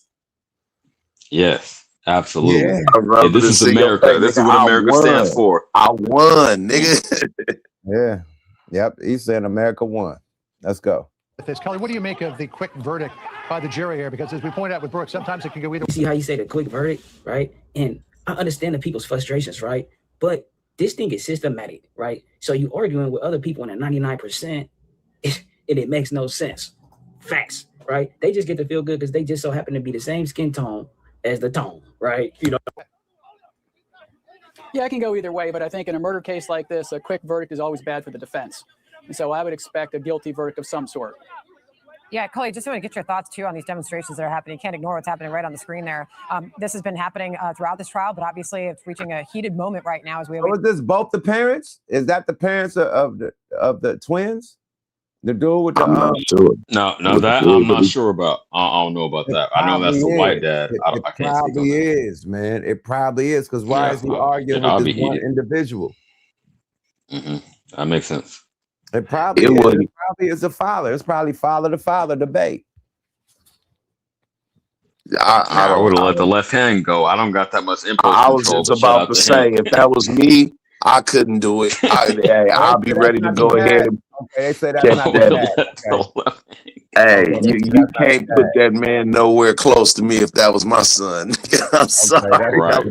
I'm gonna be sitting in that motherfucker with my son. Yeah, that's it. That's all. Cave your whole motherfucking face in, nigga. The chat, man. Salute to the chat. Salute to the nation. They corrected me. They said, "Yuck, no, that's not the parents." You know what I mean? Nah, the parents. No, nigga, I've seen this nigga face. No, they capping, man. I could pull it up. That is the father. That's 100%. Right, I'm sure. That is the white dude is the father. I know that. I don't know about I know about Carmelo Anthony father, but the white dude, that's the dad. Dude's father. Okay. Yeah. It's not Carmelo Anthony's father. I can neither confirm nor deny what the brother is doing, but I know for a fact that is the Austin twin father. Yes. Don't do that. Okay, so we all thought you was talking about the black brother was Oh no, I don't know. I ain't seen his parents, but I know Anthony, I've seen that white dude. Thomas. Yeah. Okay, let's get back to it. The verdict. Yeah, I don't think there's much anyone can do about it, and it's very unfortunate. And as I was saying before I went on the camera, if this was one white person stabbing another white person to death or black against black, you guys probably wouldn't even be covering this trial, and it wouldn't be an issue. The problem is that this is very heated because of the race of the two parties, and you know, whatever happens, whether the jury comes back with a full acquittal, which I doubt. That's what I was gonna say. What if it was white on white? That's what he just did right there was propaganda and tried to shift the shit towards racism when it has more to do with not just particularly race, but it has to do with the unfair sentencing and time that this youngster got, whether he was white or black. No, but we know that. But I'm just saying, if it was white on white, would have been the same verdict. That's He would have been acquitted. And I'm gonna put it out there. I don't give a fuck. He would have been acquitted if it was white on white, two white teenagers at a high school track meet. Yeah, it would have been acquitted. Fuck that What shit. if it was? What if it was black on black? I'm not sorry. What if it was black on black? I don't know. Let me think I about don't that. think it would have been acquitted each way. I don't think either way, if it was white on white or black on black, I don't think it would have been no acquittal. I think they would have got time. I just think that, brought to you by the news of, you know what I'm saying, that they are the ones who's injecting race into the conversation to begin with. That's totally shifting the narrative away from what it really is. This young nigga got way too much motherfucking time for the crime. That's the main shit. I don't give a fuck if Carmelo Anthony was white. But they're the ones. You don't hear these motherfuckers that's behind these microphones on this news station, which is notorious for what they do, are the ones who are injecting race into this conversation. Facts. Yeah, you got it, champ. I think, okay, let me think about it in real time. I think black on black, he would have got some time, but not as severe. White on white, he would have got off. That's what I think. 35. It's self-defense, nigga. Self-defense is legal. Nigga run up on me. I told you, niggas try to rob me a minute ago, a couple hours ago. I wouldn't be surprised, like you said, if his family or his dad is taking pictures and shit with the judge. Like, come on, my nigga, this is a good old boy situation. No, they homies. They homies. I'm sure you know about that, right? I'm sure. A good old boy situation. If y'all don't know in the chat, these niggas are like, they were linked up. Like, I don't want to say fraternity brothers, but they've known each other for a while. The daddy and the judge. So hey, that obviously got something to do with it. It's not what you know, it's who you know. The most impartial witness, the one witness in any court situation that's not gonna lie for or against anybody is footage. Can we all agree on that? Facts. Why not? Okay. I'm gonna be patient. Hold the appeal. Hold your horses. Then why wouldn't they not allow the videos to be admissible in the trial? Because the fix was in. If the videos are impartial, it doesn't care about white, black, woman, man, rich, poor. It doesn't care about any of that. It's going to just show you exactly what it picked up. Why wouldn't that be? I know what I heard about the trial. Again, the niggas, he said he stayed sitting down. Let me add a little more nuance to it. The nigga, Carmelo Anthony, he was sitting down the whole time. The one brother, the one that got stabbed up, Austin shoved him. And he said, "Hey, put your hands on me again, and we're gonna see, we're gonna see what happened." And then, but he was sitting down the whole time. He wasn't being aggressive. They came up to where he was at to approach him. And again, he was invited under the tent. So the nigga to say he was there to steal something or he was uninvited, unwelcome guest, you need to address the Mexican homie. And I'm mad at him because he bitched out. One of my niggas was talking about this on YouTube earlier this week. He bitched out. He didn't stand up for his homie after he invited him under the tent. And he was sitting down the whole time. The nigga shoved him and got what happened. Bro, so, the two main fucked up things about this case is that the two main things is that the video wasn't admissible, and when the fucking black lady judge lowered that boy's bail, they disappeared her motherfucking ass off that case. I'm gonna add a third thing. The defense lawyer didn't allow Carmelo Anthony himself to testify.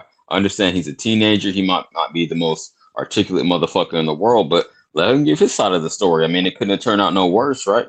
Let him talk. I'm sure they'll do that in the appeal trial. Well, hopefully they get a better Every attorney. side of the story, every side of the story is located on that footage. That footage will Indeed, that's objective. I understand what you're saying, man. That's going to That's the speak louder objective than evidence. anybody else. That's going to speak louder than anybody else in that courtroom. Right? Right, because a year later, you could, just remember the shit, like not have it as clear a memory as you did on that night. But from what I read from the police reports, man, this shit, it's some bullshit, man. I'm just getting frustrated. But Police reports if can you be actually police just release the reports can footage, be we ain't got to manipulated. ask no questions. We ain't got to ask no Police questions. reports can be manipulated. That's true. An I know about that. officer can write down whatever the fuck he feel like he wants to say he's seen. So look, But a look, videotape ain't gonna change. we all agree with that, right? So let's revisit the situation, right? So what I heard was there was a sports event, right? And it started raining. And I guess only certain people had tents. So I guess Carmelo Anthony went up under their tent and they tried to get him invited by his homeboy who was cool with the Austin brothers. Again, I'm gonna put the pen to the paper. I'm gonna let y'all know the details. But the whole thing, what I'm asking, like, what's the fucking problem? It's raining cats and dogs. Why I can't sit up under the tent in the sports event? We here to fuck with y'all. Cause you black and we ain't familiar with you. Huh? Cause you black and we ain't familiar with you. And they bullies and they tried to flex on him. And he wasn't having it. That's the synopsis. But what if he was getting bullied all the time by them and he got fed up? No, they went to different schools, so I'm not gonna say all the time, but they bullied different people. I mean, even his homeboy said that.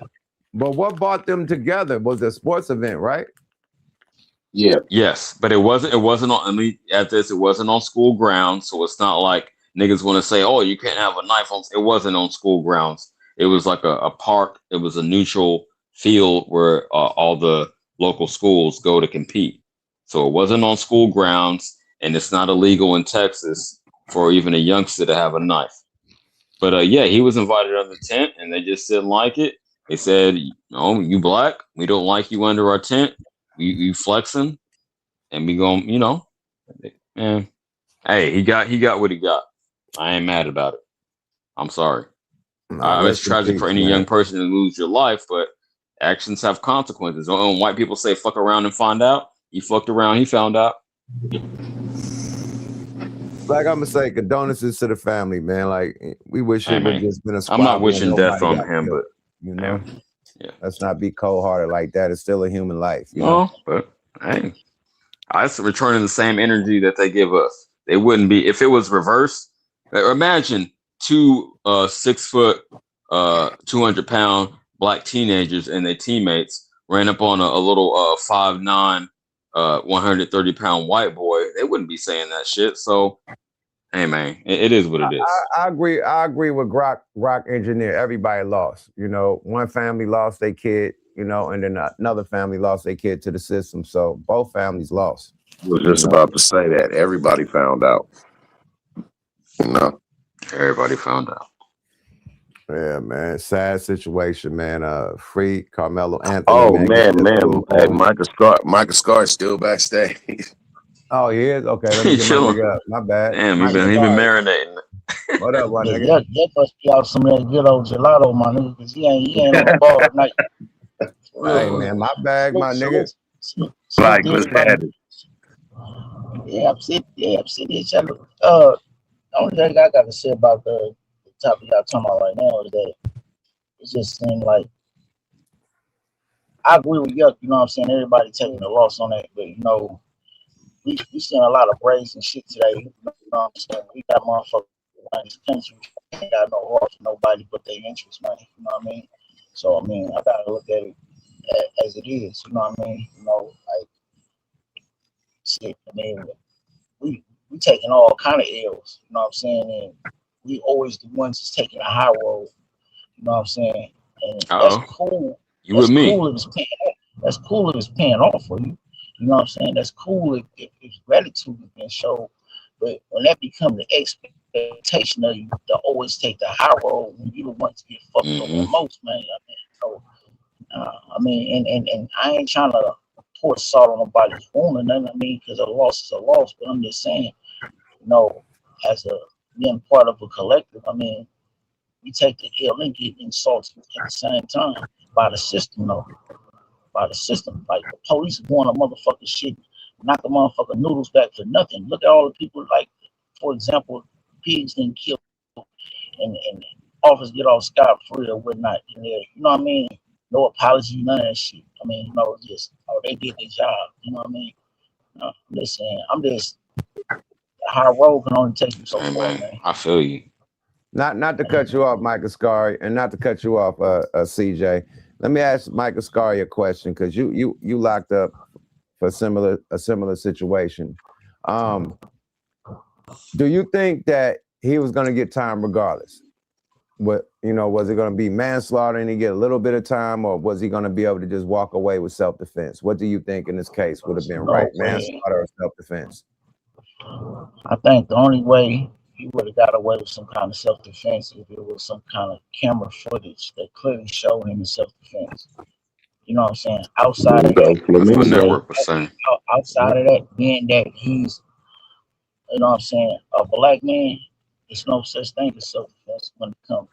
I'm just saying, just be showing there's no such Don't thing laugh as at that, my nigga CJ. That ain't nothing to laugh at, bro. No, I'm saying, my nigga, I agree with him. It's just like, when it comes to us and them, with situations that we can't clearly prove that they just can't get away from denying, we ain't getting the benefit of the doubt. I mean, that's a historical fact right there. You know what I'm saying? I think O.J. Simpson probably the only exception. You know what I'm saying? The motherfucker got away with, you know what I'm saying, something he may or may not have done. You know what I'm saying? Outside of that,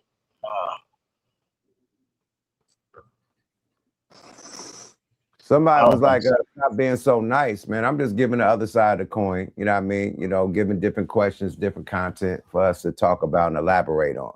You know what I mean? I do not agree with none of this shit that happened in court. You know what I mean? I definitely want the young brother free. I think it should have been a self-defense case. So I agree with everybody on this stage. I'm just giving different scenarios and different, you know, content or different, you know, debates we could talk about. That's it on the situation. You know, I don't agree with that.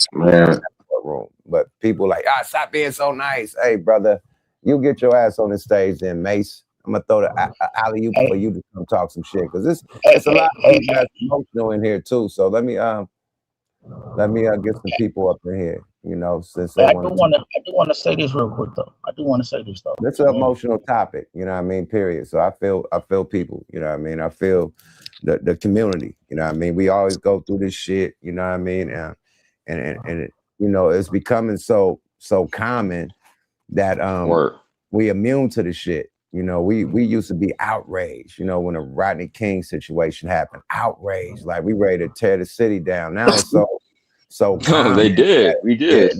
I know that. Now it's so common.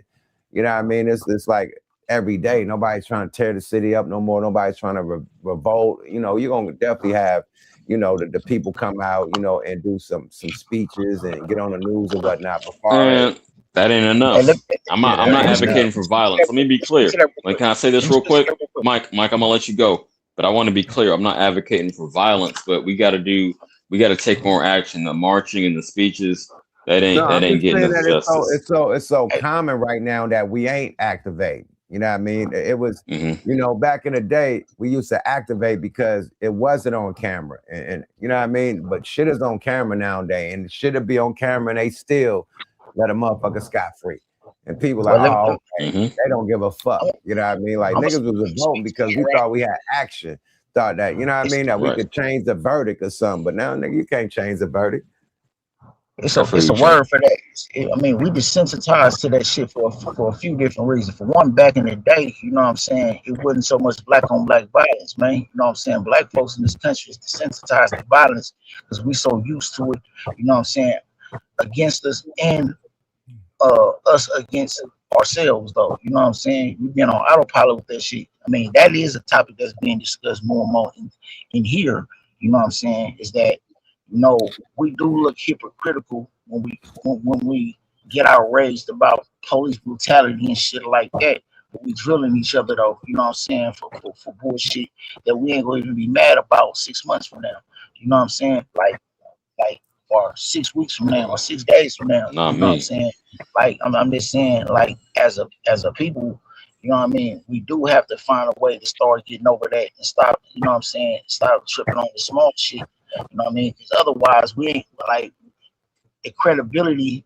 This is why them people feel like they don't gotta take us seriously, bro, because it's the one Trump card they always hold of us, the black on black violence trumps anything else that anybody else do. Nobody kill black folks more than black folks kill each other. So I mean, Yeah, it's I like, don't like that deflection though. It don't make other shit right. It don't make the other bullshit right. I feel what you're saying to a it degree, don't but make shit right. But when you're talking about a national stage, why motherfuckers ain't activating, you know what I'm saying? You got to think it's a lot of nigga, people. It's a lot of people in this country that you call into that cause. You know what I'm saying? And they go ask them questions. Okay, well, what do we do about it? What do we do about ourselves for all this shit we doing ourselves? But I It's on the think when it peripheral. comes to our Hold community, brother, on, network. Hold on, man. We got our co-host in this motherfucker. MJG, talk your shit, baby. MJG. What it do? What it do, chat? What it do, what's cracking, panel? baby? What it, Mike and Scary? What it do? What I missed? Salute to you, family. Hey, it's going down. It's We talking going a lot of down. shit. You missed a lot. We got Mason. Can I in say this this? I'm gonna motherfucker, let you get your intro off, but while it's on top of my mind, you know I'm smoking. hold on. CJ. Let Mace talk this shit Put right the quick. drink down, nigga. Hold on. We got a guest on the stage. Let Mace talk his shit because he was very vocal in the chat, man. You know what I mean? He part of the nation. He part of the committee, man. Talk your shit, Mace. What you got to say, Playboy? Hey, Grand Rise, all y'all for sure, for starters. And appreciate, you know what I'm saying, the opportunity. You already know, long time listener for sure. I'm from the East Coast. I'm from Trenton, New Jersey. You know what I mean? But long time listener. And I come from the nation, like you said, 5150 Nation for sure. That's why I was first introduced to you as far as the show. But I've definitely known about your music. You know what I mean? Even living out here on the East Coast. Shit, man. Again, I'm a 90s baby. You know what I mean? But to stick to the topic, and peace and love to all the brothers, you know what I mean, on the stage for sure.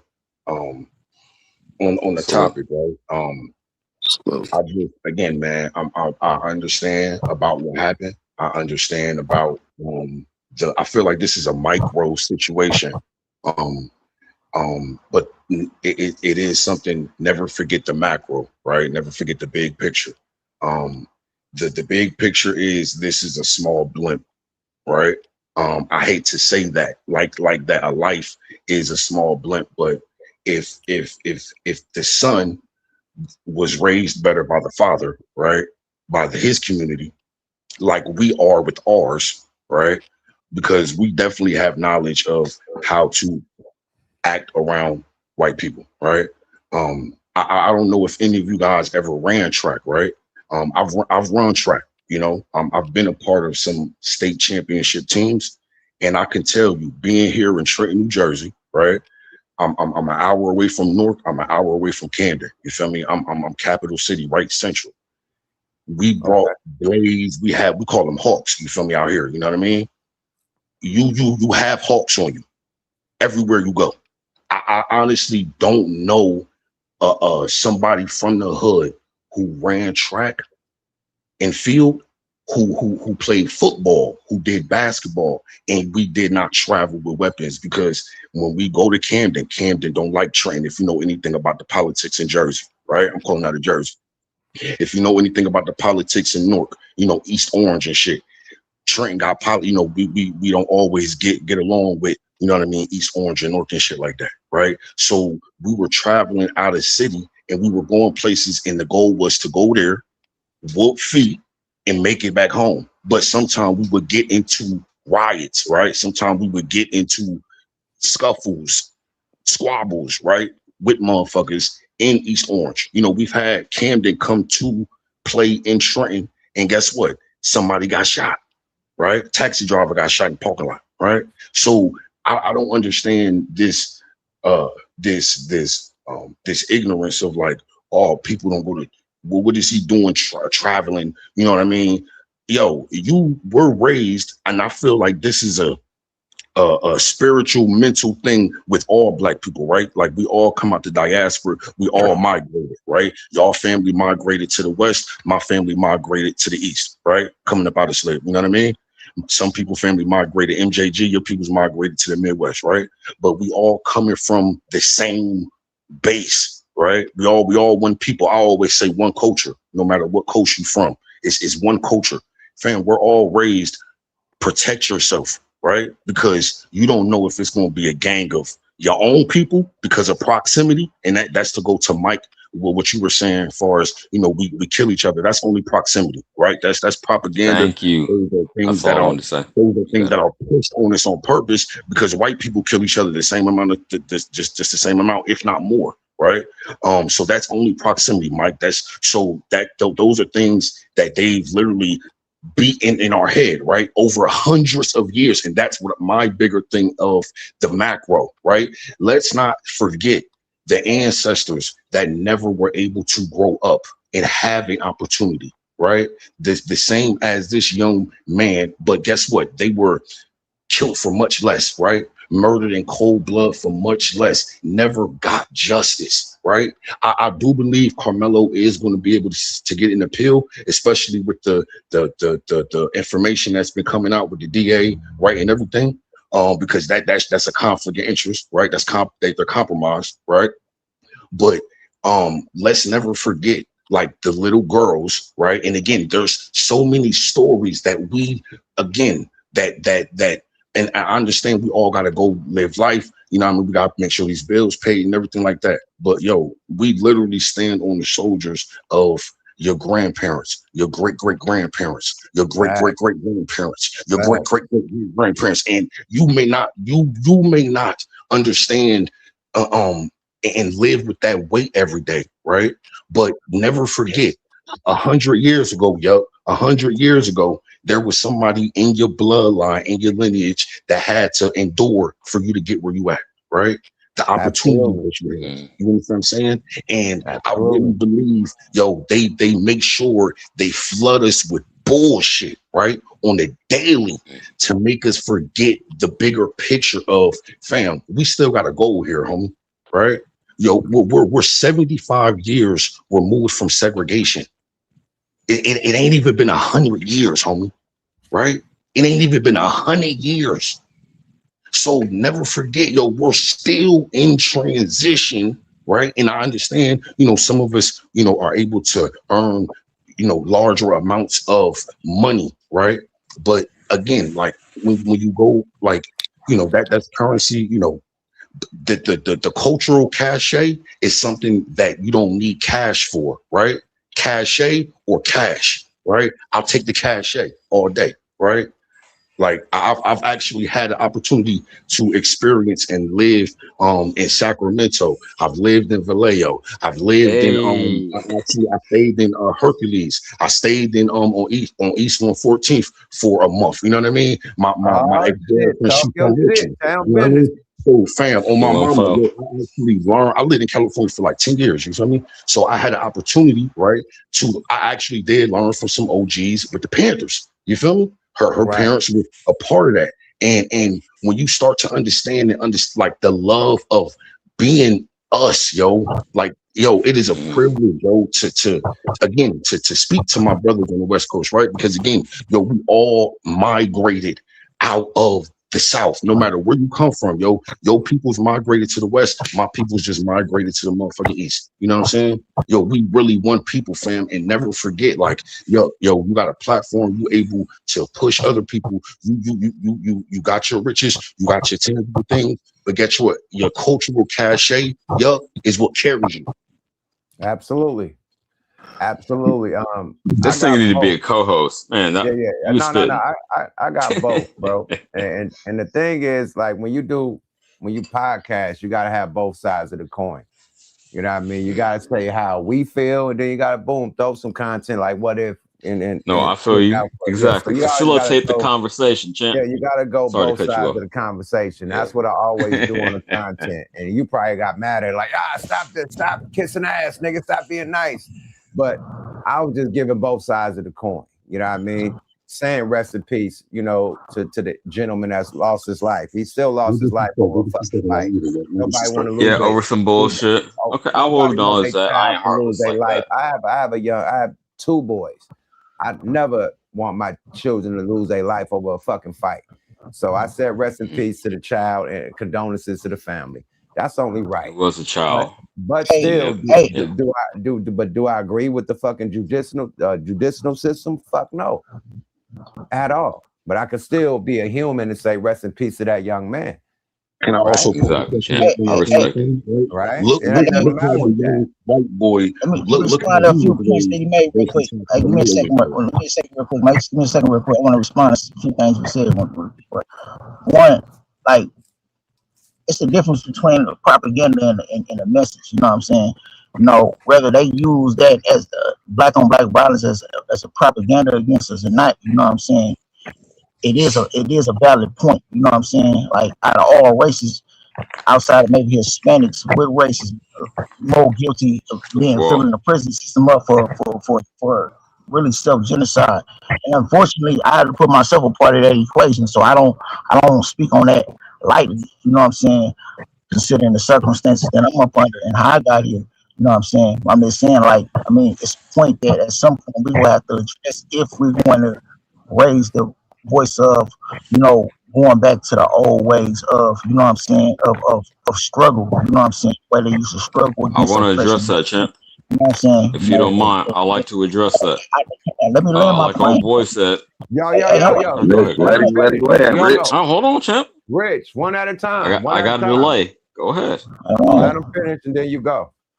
I'm saying, like it's something that we do have to address. I mean, in a lot of times, like, look, we dealing with shit where we got Rico trails going on in hip hop and shit like that. And even doing these trails, we still got motherfuckers, you know what I'm saying, promoting the goofiness, man. Normally when motherfuckers is up for trail, everybody get quiet, man, because motherfuckers are trying to get off. Motherfuckers getting louder, like we getting bolder, like motherfuckers want to be in jail.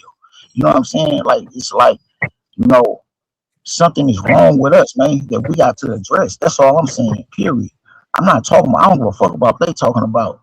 I don't care where the truth comes from. If it's facts, it's facts. You know what I'm saying? You know, that's the difference between propaganda and a message. A message is accurate. It's accurate. You have to accept it. You know what I'm saying? The last note, and I'll lay my plan on this when you mentioned as far as us being, as far as the culture is concerned. You know what I mean? I agree 1000% with you. You know what I'm saying? You know, in my structure, we push that as well. You know what I'm saying? But what I will say to those of us who have a voice, you know what I mean? This is something that we need to be having, not just on these platforms. We need to be having these discussions on our block, in our household, man. You know what I'm saying? With our family on a regular routine basis, man, because that's where it's most stronger at. You know what I'm saying? Everybody can be in agreement in here, but what about when we disperse, though? Is we still push this, we still on that. That's, I mean, you know, that's the part that we got to consistency, though. I mean, Okay, cool. I'm gonna let y'all know I do have a delay, so I'm not trying to be messy with it. I wasn't trying to overtalk old boy, but okay. I'm glad you got your point across. And I will agree with you and disagree, you know, and I'm gonna tell you why. Because I understand we need to do better. I definitely want to see Black people do better, right? And we can, that's with us. I'm not talking about compared to any other group, just we could be in a better position if we, you know, took that message to heart. So I want to acknowledge that. Okay. So I feel you on that point. But looking at like, and this is even statistics done by the US government, they agree that Black people are over policed and get harsher sentences. So I understand you talking about we fill penitentiaries, but you also got to look. So we doing too much bullshit, and I'm getting away from that. I'm not 42. I ain't trying. I'm away from that. You know, I have my past. But yeah. So while we do need to do less bullshit, we also, you know, are with the judicial system. That's the overall point. I'm glad I'll put a bow on it with this because that's the overall point of the stream. The judicial system ain't set up for us, and it's unfair treatment. So you got to look at both sides of the game. But hey man, I feel you. Bro, That's all I'm saying. you talk to a dude that been here 26 years, bro. 26 years since April 12th, 2000. I've been here, bro. You know how many motherfuckers I done watched come in and out of this place, bro? How much turnover I done seen? How many motherfuckers I done seen die in this place? I'm talking about. This ain't no feel sorry for me shit. This is facts right here, bro. No, you know what I'm saying? Like this shit ain't no mirage, as much as bro. I can. This shit is Mike, real. This shit. I'm gonna Mike and Fernando. You going through it, man, and salute to you. Stay up, man. I know that can't be easy, man. I ain't making a point about me, bro. I'm making a point about us as a people. We're going through it, bro. That's what I'm getting at, bro. We have to do something different. You know Mike, in the same sense, look at all the positivity that you've been cooking with, right? Now, I've been following you I've been listening to Yuck, right, for about a year and a half, 2 years now, right? Every time I hear you on here, right, you're teaching, right? You're telling the honest truth about how real life is. Why can't, I don't know exactly what you did, you feel me, my brother? Honestly, man, and I do honestly, man, send you nothing but peace, you know what I mean, on the internal side of the game. But why shouldn't your sentence be reduced? Right? Look at whatever you've done, you've honestly changed, right? It has been reduced, bro. I'll be out soon. So with that, my brother, is what I'm trying to like. They should also guess what, Mike? In the same sense, they should be able to use these recordings, right? These recordings, right, in your trials to show everything this man speaks. You know what I mean? It's a social media. They're gonna say he's constantly breaking the rules because he ain't supposed to be on the cellular device. That's the only thing they're gonna say. Right. That's all they gonna say. That's not right, man.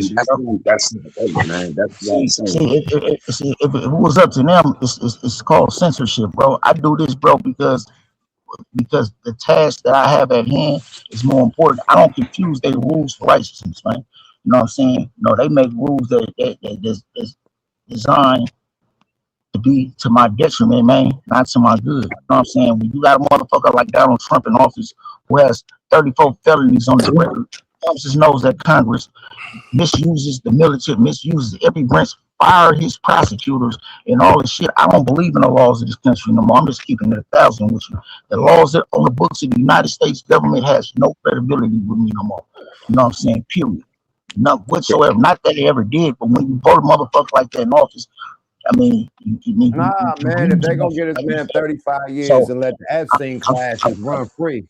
I'm saying this. Ain't no law. Okay, now you're going the there. whole thing, man. Like, I don't even know why everybody thought the little dude was gonna get a fair trial anyway, man. Like he killed. No, I didn't. He killed a white dude, a little white boy, in self-defense. You know what I mean? But the main thing they seen was him killing somebody. And he's down, whether he was down south, up north, out west, killing a Midwest, white south. Man, killing a white boy. Yeah, it would have been different depending on location and race. It didn't make no difference. You know what I mean? Just like the Chinese dude that got off. I probably talked about that too early. The Chinese dude that got off of killing the dude. You know what I mean? The little boy. But then when the facts come out, that's what make they precedent more. But what we see is a black boys getting killed for something either stupid or self-defense. And that's where we say we don't have no rights at all. And just like Yuck and Mike is trying to say, the judicial system ain't built for us. If people really look at the constitutional laws and all that, you know what I mean? It's designed to keep our black asses in check and to be less than anybody else. So when that boy tried to defend himself, I bet the moment it happened, you seen what happened. Even the boy's parents that got killed was remorseful, you know what I mean? But the reaction that we had, you know what I mean, kind of sealed the deal for him to get fucked. His 35 years, everybody might be mad. You know, he could have got worse. He could have got life. You know what I'm saying? But they gave him 35 years, but he can probably appeal it too. But the whole thing that I'm like, I don't even know what everybody expected. You see OJ got off. and it's people by the law, he's not guilty. But people still think he done it, not because of the glove, not because he was black fucking with a white girl. You know what I mean? And the same thing that happened. The boy, they teenagers. And he been bullied by his twin brother. You know what I mean? The boy been bullied so much, he had to keep something with him. You know what I mean? Now people can say, oh, he could have reacted different, whatever. How much more we gonna take? Niggas been, just like May said, nigga, we done been hung, we done been spit on. We done been shot at, you know what I mean? Shot in the back by the police. They done got off. This ain't about law. This is about the way they treat a lesser people. Whether they Chinese, they think we less than they are.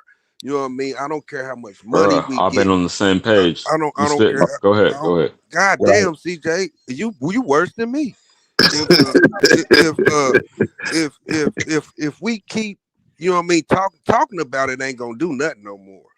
You know what I mean? We can sit in kumbaya and say, you know what I mean, the ancestry and all that, and I feel you, Mason, and all that, but man, that don't mean shit to them. It only means something to us. We can stay in the parking lot, talk shit for 1,000 hours. Why they shouldn't have did this, shouldn't have done this. You know what I'm saying? But the fact is, and I'm like, Mike, we gotta start doing something within. You know what I mean? But how much more we gonna take? How much more talking we gonna do? Let me add on to what you were saying. You saying that they don't want us to be able to defend ourselves. I heard you say that a little earlier, and that's fact. You could tell from the Black Panthers when the Black Panthers was in Oakland defending ourselves with the shotguns and the pistols and whatnot. You know, the open carry. Hold on, with the open carry, they made laws in California to stop them from being able to protect themselves. Ronald Reagan. Open carry no more. You feel me? So it's different when a black man defends himself. They don't want us to be able to defend ourselves. And then one more thing, right? And Mike Ascari can agree with this. In the Constitution, you know, they abolished slavery, but it says unless you get arrested. And right? Unless you are a convicted felon. Unless you go to jail. Yeah. So jail is the new slavery. You see what they told them little boys? They never killed ended. boys. Jail is slavery. It never ended. I want to add on to your point that you made. You know what I'm saying? See, they didn't just make laws to take it away because they have to justify it by law. So what they did was they convinced some of these turncoat ass niggas to do some goofy shit. You know what I'm saying? You know, these COINTELPRO plants to come in there, you know what I'm saying, and do some brazen violence, man, that would justify the law change. They couldn't just say, oh, yeah, we don't want them niggas with the laws because that would be illegal. You know what I'm saying? They had to create situations like when they marched on Sacramento. They didn't break no laws. They didn't hurt nobody that day. They just scared some people. But, you know what I'm saying? But after they used of COINTELPRO with black on black violence, the genocide, the assassinations and shit, like the Fred Hampton type shit, what happened with that brother, you know what I'm saying?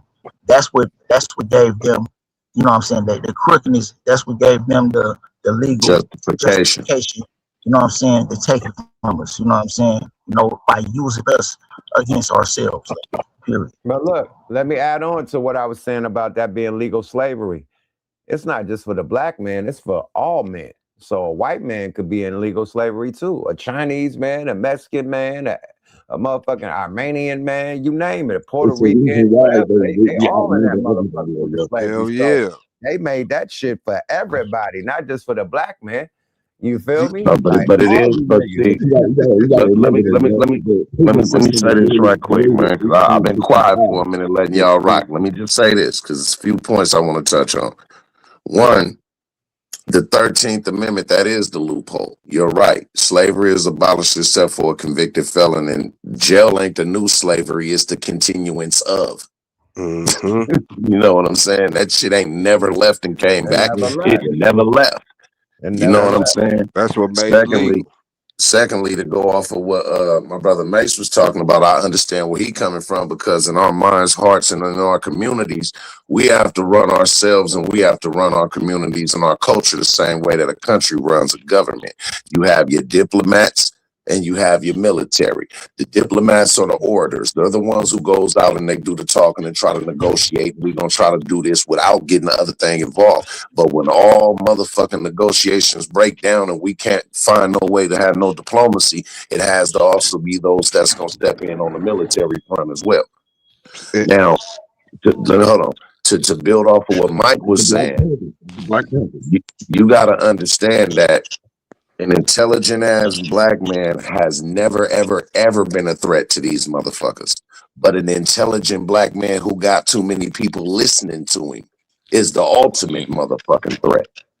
Exactly. It was Ronald Reagan. Ronald Reagan was the one that after the Panthers marched on Sacramento in the 1960s, and when he was the governor, who declared, who made a law to outlaw open carry in California based on that, because he understood then, and this is why J. Edgar Hoover came before Congress and said that Black Panthers are the most dangerous, most imminent threat to national security of America. To America, yep. There you go. COINTELPRO, for one, is a strategic setup plan, but also what the most important thing people have to understand is because that shit was exposed, you think because it was exposed that it was stopped?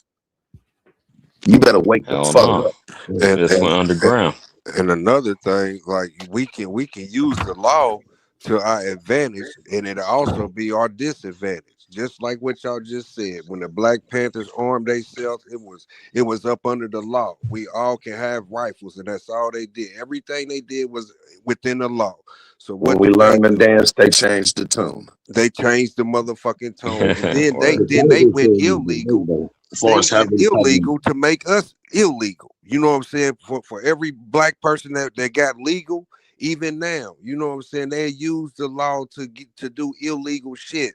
You know what I mean? So the same way, the all white juries, the police, everything, that is the law for them to have you, and they are not his peers. You know what I'm saying? Now peep this. Peep this. Hey, look. Peep how good they got it, right? They could break the law, go to jail, and the president wants $1 billion from the taxpayers to pay them for being disrespected or mistreated for raiding the motherfucking White House. Are you serious? Because of those the law. motherfuckers. Look, the Boston Tea Party was the same shit. Out for raiding the White House, Right?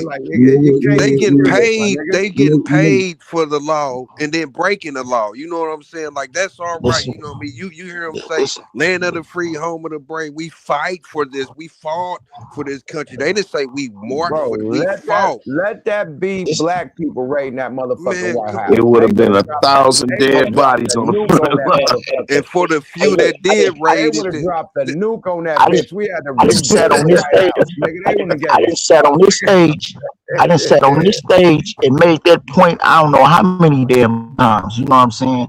You know, this is how I say. You know what I'm saying? I don't confuse they the laws for righteousness, man, because I can't tell you how many times within the last 5 years, especially, motherfuckers try to throw a moral clause on me. Well, you in there for breaking the law, you still breaking the law, man. Fuck their laws. You know what I'm saying? Because they break the law every day, my nigga. Their laws only work against a few. Look, the only code I respect is my own, man. I got my own code to guide me, man. I'm saying, no motherfucking law. And you're right.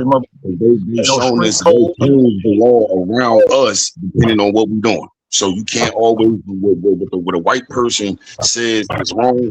As far as with us, it's just always going to be different, man. Again, even to piggyback on what Calico was saying, as far as with the judicial system, this shit literally started in 1865. Remember, it went from highway police, right, highway slave police to police, right. So they literally just found a way to just profit off of it. And honestly, we're always going to be.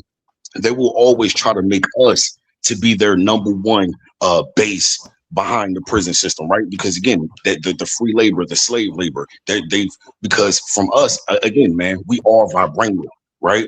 I do believe that we need to have a pipeline system of knowing, hey, some of us may get locked up, man. right? I'm just being 100 with you, right? Like from the same way, to an extent, we can learn from Italians and the Irish, right? Again, we're not them, but they make sure they knew that some of their people was gonna get locked up, right? So what did they do? They made sure that when they was locked up, they was taken care of, right? So when they came out, they rehabilitated their own. And guess what? It may have been in a negative way per se, right? But they were going in prison. They were coming out. Some of them were doing life sentences. But when they came out, it was right back to business with the family business, right? It was right back to business. You feel me? And people made sure the people were inside were taken care of. The people, they were from young kid, yo, we're going to raise you to go to school. You're going to go to school. You're going to come. You're going to take that knowledge. You're going to bring your ass back here and you're going to spread that wealth. You're going to teach us. Some of us going to get locked up for what we got going. But guess what? It's a pipeline system of literally from when you're young. This is what we're doing. It's out here on the East Coast. I know if y'all heard about it. They have Jewish towns. Right? They have their own police, they have their own hospitals. The same shit we did. The small hats, jiu-jitsus. The small hats, right? The small hats, right? The same thing that we did, right? We gave them the blueprint, just like we've given the blueprint for everything because we are the foundation, right? Like we teach everyone everything, and then they take it from us, and then they basically tell us it's wrong, and they put laws on it to make you feel a certain way, right? And let me ask you this. Let me ask you this, Mace. Since you're from the East Coast and knowledge is born, you know what I mean? Who is the real small hats then? Who is the real? Oh, we all know they're the Ashkenazi. They usurped they just basically took our history. You know that. Look, it's a different group of them. You know what I mean? You got the Ashkenazis, and like we said before, you take the Esky off, and then you got Nazi. You know what I'm saying? And then you got it's after World War II, they created Israel, right? 1940, like you remember all those states that was created in the 1930s and the 1940s, right? Again, like I honestly feel we are moral people by heart, right? Depending on the situation, the society that we're in, it depends. Like we're going to stand up for ourselves, right? Most of us are going to we have that warrior spirit about us, but we're not warmongers, right? We are not warmonger. We do not feed on blood and death, right? That's not something that we get off to, right? You know.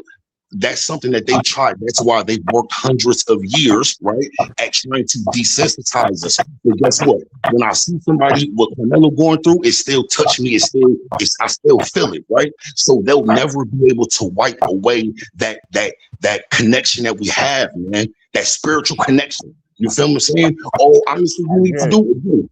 Yo,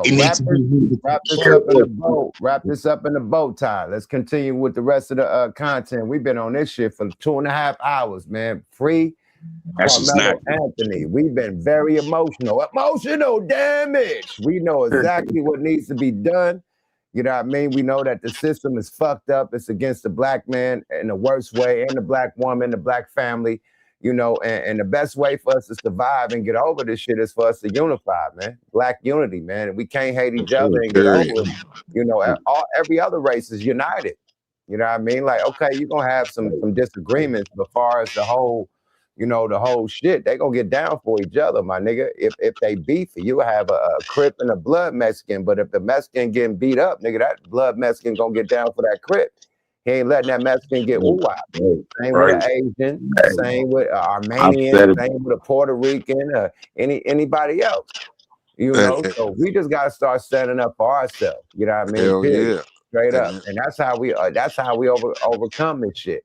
You know, we stop hating each other. Period. And I said it before. System. But I'm just talking about black unity so we could survive the hatred that's going down. You know, the fucking monkey wrenches that's thrown in our path, it's the bullshit that we got to go through, the red line, and you know what I mean, the prison system, the stereotype, you know what I mean, the blackballing, like we can't even, nigga, the bank system where we can't get loans. There's so much shit to where they won't let us get, you know what I mean, don't want to let us. We still doing it, but they want to make us go through so much shit when they just let anybody that come from overseas. give them a grant, bank loan, open your They motherfucking always trying to store in break our the middle of spirit. the hood, They always open trying to your break our spirit. motherfucking your club, open your motherfucking clothing store in the middle, your restaurant in the middle of the hood. Like they come from overseas with grants. We out here, born here, and can't get a motherfucking grant. We got to get back to the Black Wall Street shit, man. Whether people like it or not, it can be done. You know what I'm saying? Because it has happened. We just got, like you just said, yeah. We got to get back on our shit, what black, brown, whatever you want to call it. We got to get back on to what we know that we can do. You know what I'm saying? Whether they gonna stop it, loophole it, or what, we got to get back to us. You know, the Black Panthers had this shit. Every black organization had it where, you know what I mean, we was good working within our community, then going outward, you know what I'm saying, and we thrived. And and that's why I said the laws, we got forced into going to white schools. I know I did. And if we all the same age, we went to some of us probably didn't, but some of us got bused. It was the law. You know what I'm saying? That's what they do. You know what I mean? That's why I just said they use the law to break the law. You know what I mean? Only for their benefit.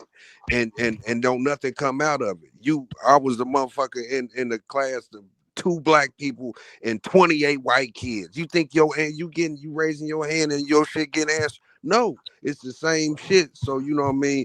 And then they send us back to our moral shit. You know, morally, you know what I mean? No, it's beyond that. You know what I'm saying? Because we can't use that in court. I just want to say one thing, man. I just want to say simply one thing right quick, bro. And it's just something I said before. It's going to be short and sweet, man. One fist is powerful than 5 fingers. Come on, man. Hey, go ahead, man. Talk your shit right quick. Go ahead, Mike. So we the people, it's never been no such thing as Pan-Africanism, man. I'm talking about since we've been on this earth, there's always been a group of people within a race going against another people. It's always been period. But we're talking about, when we're talking about unity, we're talking about respect, mutual respect, man. You know what I'm saying? Teach those near to you, man. You know what I'm saying? To stop tripping on each other off this dumb shit, man.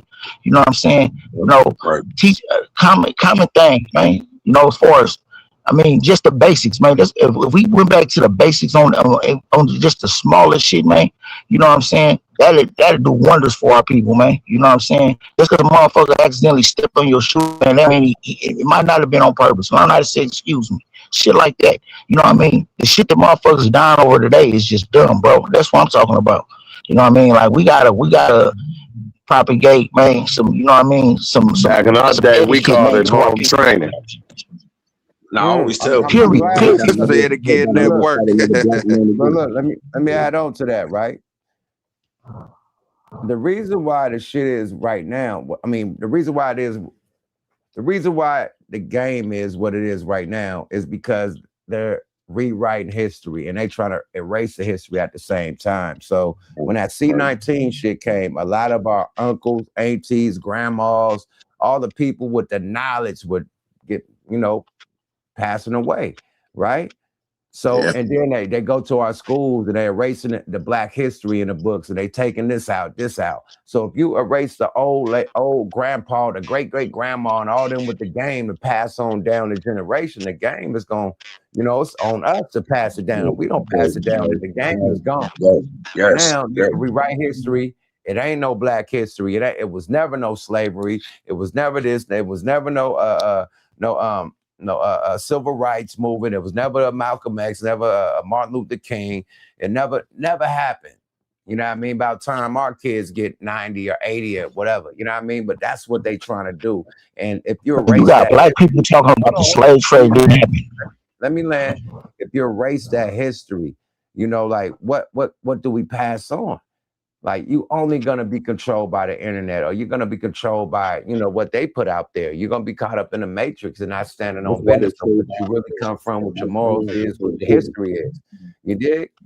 Because they're Start at home. Sandra Bland's. That's why the Sandra Bland's, Trayvon Martin's is so important, because again, that's our basically saying, showing bells. We never forget them, because when, like you said, when we get older, I'm 36. You feel me?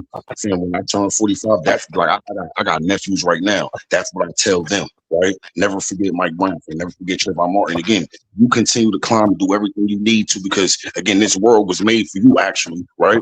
But again, in the same society, again, like you said, they're gonna try and put roadblocks in front of you. But you do not forget, fam. Again, man, you stand on the shoulders, man. You're supposed to be better than this, right? I heard you say, look, your son, you got 2 sons. Your son is supposed to be better than you, right? Calico, MJG. I don't know if I don't know if I got children. I don't have children yet, but our children supposed to be better than us. You know what I mean? Like that's the message, bro. And do not be scared to be great. You know what I mean? Again, yeah, this world is gonna have it. Even if you're scared, close your eyes and keep moving forward. You know what I mean? Do not stop. You know what I mean? That's something that I preach to us. To me, it's more of mindset than anything, right? That's something that, you heard Wimby, he go train with the monks and the Bible and all of these different spiritual texts will tell you it's your mind state, right? A person is transformed by their mind. So a man thinks, so is he. It's when you get to the part of mentally of understanding, this is my life. I control it. I make the decisions, you know what I mean? And I'm going to basically put my best foot forward. I'm not going to think it's half empty. I'm always going to think it's half full, right? I'm going to challenge myself to basically, again, because we would not be here if our ancestors took that approach, right? Our ancestors said, man, guess what? At the end of the day, we still got to keep pushing forward. It's going to get dark. It's going to get scary. It's going to look a certain way. Close your eyes and keep moving. You feel me? And again, man, coast to coast, region to region, like you said, man, we gotta honestly, man, everyone needs to, it just needs to be like a mental and spiritual uplifting of fam. We here for a reason. We not supposed to be here. You know what I mean? Mike, like you said, you getting out. Guess what, brother? You focus on that. That's it. You know what I mean? And you know, again, you just continue to kick the good game that you've been doing. Yup, same thing. Calico, MJG. Again, you may not think your words mean anything, but you could not be saying anything, right? Being complicit is basically a folding, right? To me, that's being a punk. Just like a person running up on you, you don't do nothing. Right? You get packed out and you don't do nothing. Like, nah, man, wait, you gonna say, speak power of truth in any situation, because I do believe that the universe presents opportunities for you to grab your nuts and stand on business, right? It don't always need it, like you said, but man, let me pull this man to the side. I don't hate all white people. I do believe that I just do believe, honestly, you got 500 years at being at a habit of something, right? It's going to take that same amount of time, and we all know this. When you mess up and you really down bad, it's going to take that same amount of time, if not the same, if not more, for you to get it right.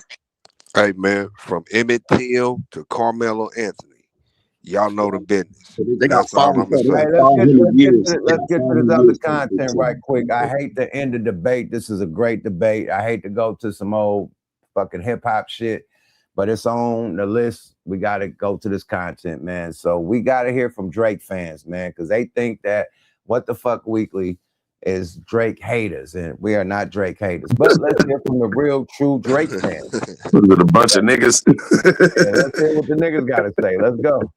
I said it was total fun. 3 albums. Ironic because the Iceman was a nice man. Now I'm uncool. Yo, Pop Post family, you know how we do it. Bringing different opinions into one big mashup mix. Drake's Iceman drop has the internet split. But from these reactions, one thing is clear. A lot of people feel the 3-album rollout gave more quantity than quality, with complaints about too many songs, repeated themes, weak standout moments, and Drake still sounding affected by the Kendrick fallout. So stay locked in, because today we're breaking down how the culture is reacting to Drake's Iceman era. Let's roll the mix.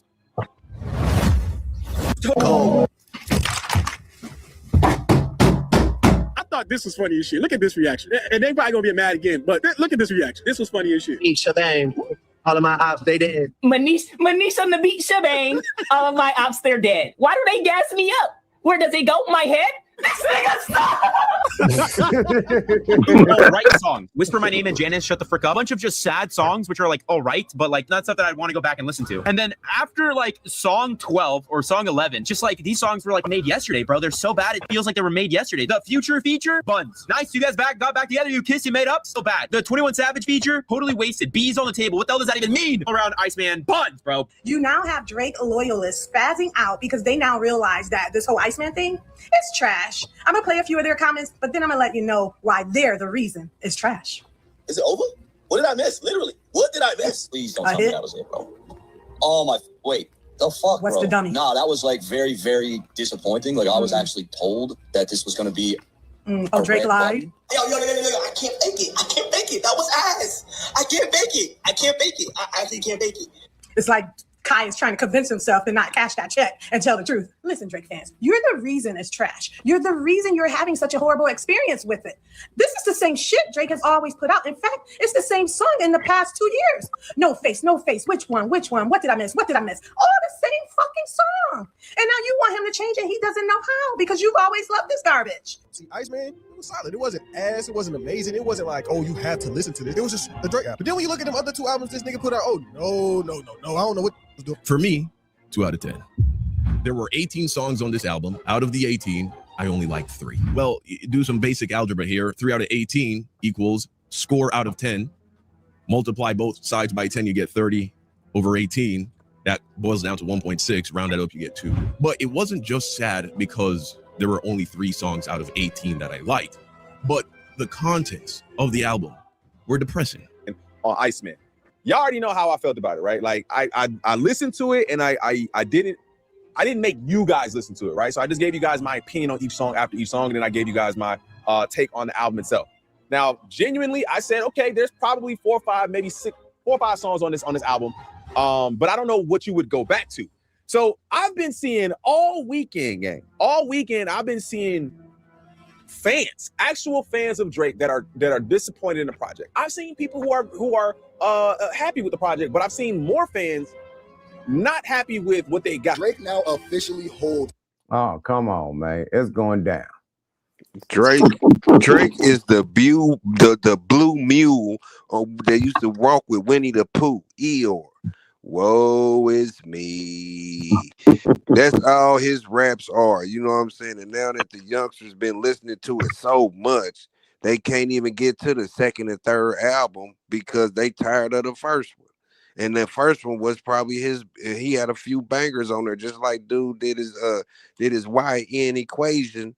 You know what I'm saying? Like that's what we've been saying for the longest. Like we ain't hating the dude. We just like, get off of your motherfucking pedestal, Drake. You lost the fight. Bat out. You know what I mean? Get up. You live to fight another day, Craig. You know what I'm saying? Like, and they just couldn't get it until they got it. Like what you know why though? You know why he's doing it. You know why he's doing this. It was all rigged. It's fake news. I know it, and you know it. Hate is a strong word, you feel me? But I would never like Drake, homie. I haven't listened to Views. I haven't listened to none of these albums. I haven't listened to fam. I would never fuck with Drake, homie. Ever. I'm more of a fan of his earlier music. I'm not gonna say I don't fuck with Drake. Or I'm not gonna say he's just talented. Right. You know what I'm saying? I won't do that. But what I will say is that ever since Kendrick built a 30-bedroom mansion in that nigga mind, he don't know how to dance around that. And what's killing him even more is the reception that he's not getting at the time that he wants to get it. He threw a frisbee and thought Kendrick was going to be a fucking puppy dog and run after it and catch it and keep the momentum of Iceman going. But Kendrick staying silent right now at this time and working on other projects, like putting out new artists on this label. Go check out Amani. I think that's how you say her name. She just came out on her label. You know what I'm saying? So he's working on other shit, but don't think for a second he don't know.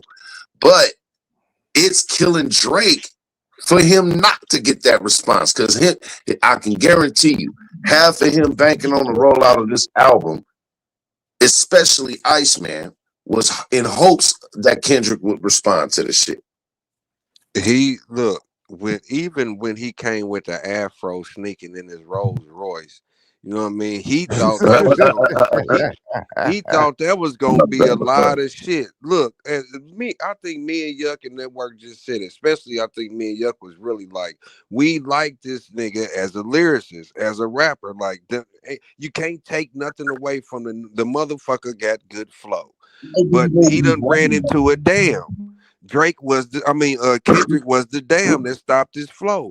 And just like Network just said, the boy got a whole goddamn estate of Kendrick in his head. Like he just can't let go. Something that you started, you can't let go now. And all this shit in excess was too much of a bunch of bullshit. I'm gonna say that. You can if we knew somebody was writing Yuck lyrics, yo, could we ever say, fam, Yuck is as good as he is now, fam?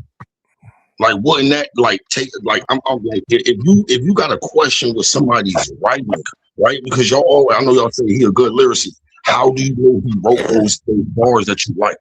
Right? How do you know on everyone's talking about the I guess pay me or pay back or something like that?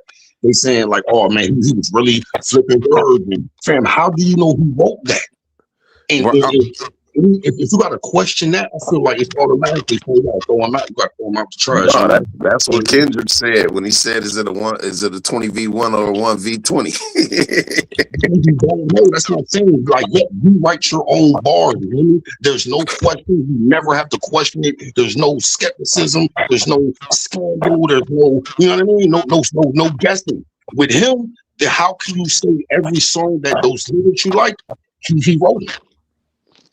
You can get assistance when you write some. You know, everybody get a brain fart every now and then. But my thing is, it ain't when I say that, I'm saying like the majority of whatever he wrote and say he delivers it to a point to where he know what he doing, and he knew what he was doing when he tried to discredit this young dude.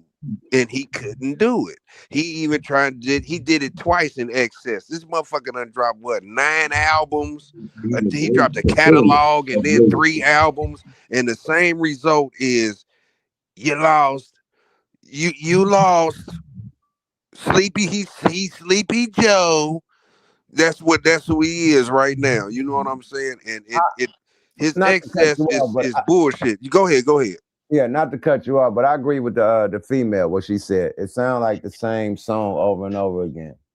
I said that earlier when I was when the album first dropped. I was like, well, I listened to maybe about 7 or 8 of the songs, but after like the 3rd or 4th, so it was like the shit just started getting repetitive. It was like I was damn near listening to one long ass song. A long soap opera. Look, Yuck dropped 2 albums. The subject matter stayed the same. Besides he shut the fuck up, but all them other tracks he's shooting. You know, if Yuck even Janice he's shooting, but that's a sing along hit, and then of course Too Hard for the Radio, and I like that free them my 3. I like the free one, and I like Pray for Me or Pray for Them, whatever that one called. And the Too Hard for the Radio and the Janice. Them 3 I like the Chinese one, the one with that Chinese. That chick sound like she Chinese. Like the other one, man, with Future. Them my 4 right there. Future, I fuck with that one. But you gotta ask yourself this question. If you're not writing, hold on, my nigga Mace. Let me ask y'all this question. He did a song with Future, right? Kendrick did a song with Future. Which one is harder? That's not a question for sure. That's some rebuttal shit for sure. Okay. Well, I mean that's rhetorical for sure. So the thing is, okay, so what's harder? They Not Like Us or Too Hard for the Radio? Definitely They Not Like Us. Okay, so he tried to shoot and try to redo what he did, but it fell short, right? Far as how big the songs is dope and big. Both them songs is dope, what I said, and big. But it ain't as big as what Kendrick did with with Future, or it ain't big as what Kendrick did with Mustard, right? Right. All right. Let's get back to the guys. That's a fact. Let's go. Let's hear what the fans got to say. Let's go. The Spotify records for the biggest drop off from day 1 to day 2 ever. He lost 60% of the streams on certain songs and overall lost like 50% of the whole album. And 70 million streams were removed from his account because of clearly bought it. The way this man has unflinchingly released some of the laziest projects of his whole career without even second guessing himself, be it either More Life or honestly Nevermind. And yet it took years for Drake to figure out what he was going to do on ICEMAN, working from a place of disarray out in the open the entire time. Because what a lot of Drake's fans have built up to be a methodical, ambitious rollout has just been one long, ongoing distraction for Drake to figure out what his next move or sure bet is going to be. Hello, this is your friendly neighborhood indie rapper Open Mike Eagle, and I'm here today with no chat. Just me and you. You know why there's no chat? Because everybody left. I put on Drake's ICEMAN album and it played the album on stream, and it made everyone in the chat feel sick and dirty. We had to go our separate ways and take showers and burn candles and listen to music that we actually enjoy. We usually listen to stuff like Fatboy Sharif, Reese Langston, or Arm & Hammer, or Jill Scott. But we like to stay moderately hip. So sometimes we listen to stuff that's not necessarily in our wheelhouse. We listen to that abysmal Lil Wayne album. We listen to both discs of J. Cole's The Fall Off. We listened to that last Eminem album where he was rapping to himself, asking himself whether or not he should keep writing bars that are intended to shock middle schoolers. We listen to stuff we don't like sometimes. We have a chuckle. It brings us together. We move on. This album didn't do that. This album made everybody feel sick and sad. This is why people can't take this shit serious. You hear shit like this and y'all try to say this is the GOAT. This is insane. My niece on the beach shebang. All of my ops, they're dead. Why do they gas me up? Where does it go? My head? This nigga stop! This has been the consistent reaction to these records, you know, and Drake brought this upon himself. I think that he's just at a place where people just not gonna fuck with him because they just don't. Look at this shit. This is consistent. I'm not making this shit up. Tab and Chanel. That man said, these niggas measuring their dick size in millimeters. I rack up a tab at Chanel because I do buy like I'm Middle Eastern. I do buy like I'm Middle Eastern. What the hell? These are actual bars, y'all. What the hell? These are actual bars, y'all. These are not made up shit. You didn't say that. These rappers measuring their dick size in millimeters. I rack up a tab in Chanel because I do buy like I'm. I do buy like I'm Middle Eastern. Man, I swear.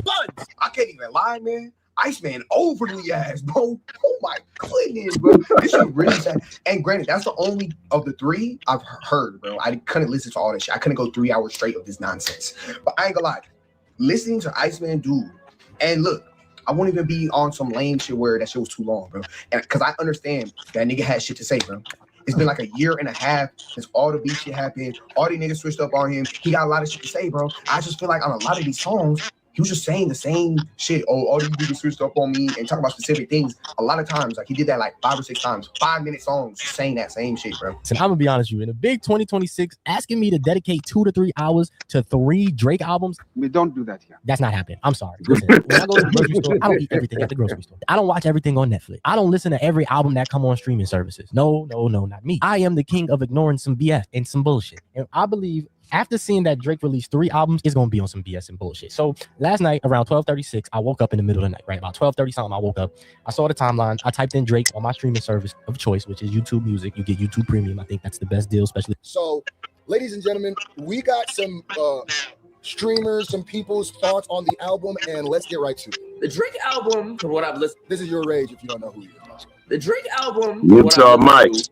I think my hype for it was more than how good it actually was.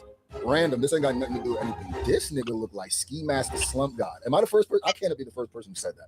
I don't really watch a lot of his content, but I'm looking at him like, this look like Ski. He looks exactly like Ski. Like, remove the tattoos from Ski, put his head, his dreads in a do-rag. Nigga, that's you, right? My bad. Anyway, so. More than how good it actually was. The ICEMAN tracks, the CD side, the ICEMAN side was cool. That's my take too. It was cool, but Few songs I like, few songs I gotta go back and re-listen to. I might download maybe, but that could just be right now. It could grow on me this weekend or something. But I don't know if a lot of it is for me, and that's okay. Because if it was for me, and I honestly just don't like it, then I probably like 10 for 41, 12 for 41. Woo! That's a damn. Woo! The first thing every reactor agreed on, dropping 3 albums at once, was an ego play, not a fan play. Nobody asked for this. It didn't make the music better. It just made everything worse.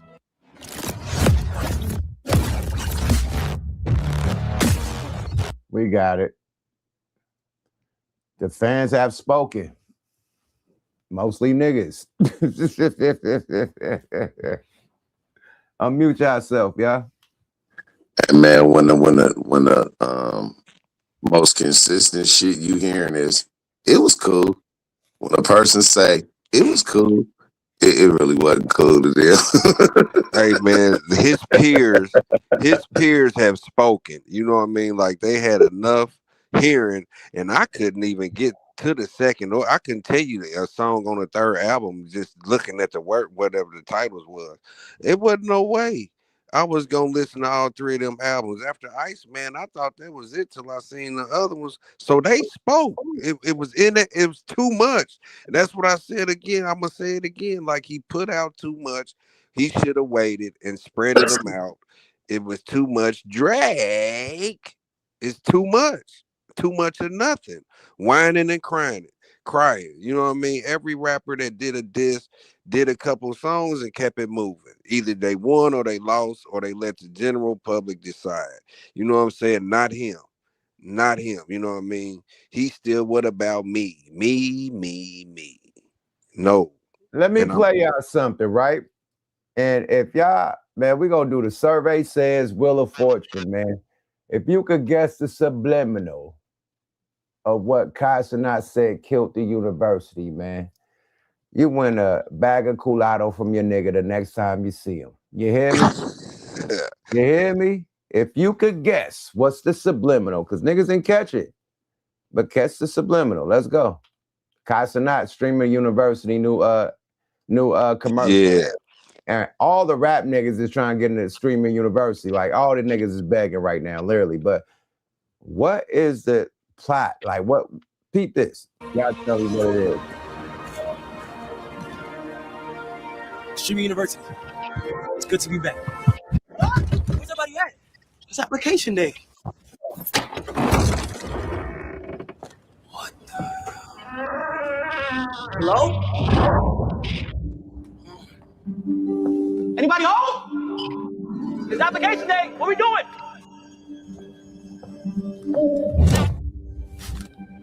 Oh my gosh. What happened to this place? Are these supposed to be the new uniforms? Damn. God. Who's there? Is that you, God? Shh. Chris, what are you doing out here? Huh? Who? Come over. Who? I'm second. Who? Chris, harder delivery hours here.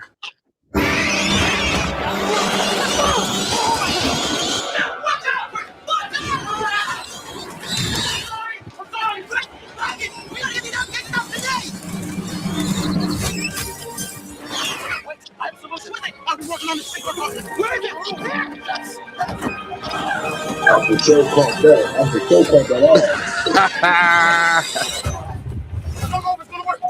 You got a motherfucking cookie mouth though. Be careful.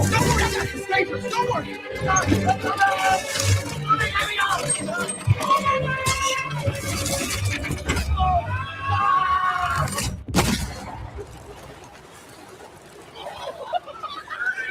Oh my gosh! I can't believe it! It worked! We did it! Yeah. Bring it in! This is your last semester.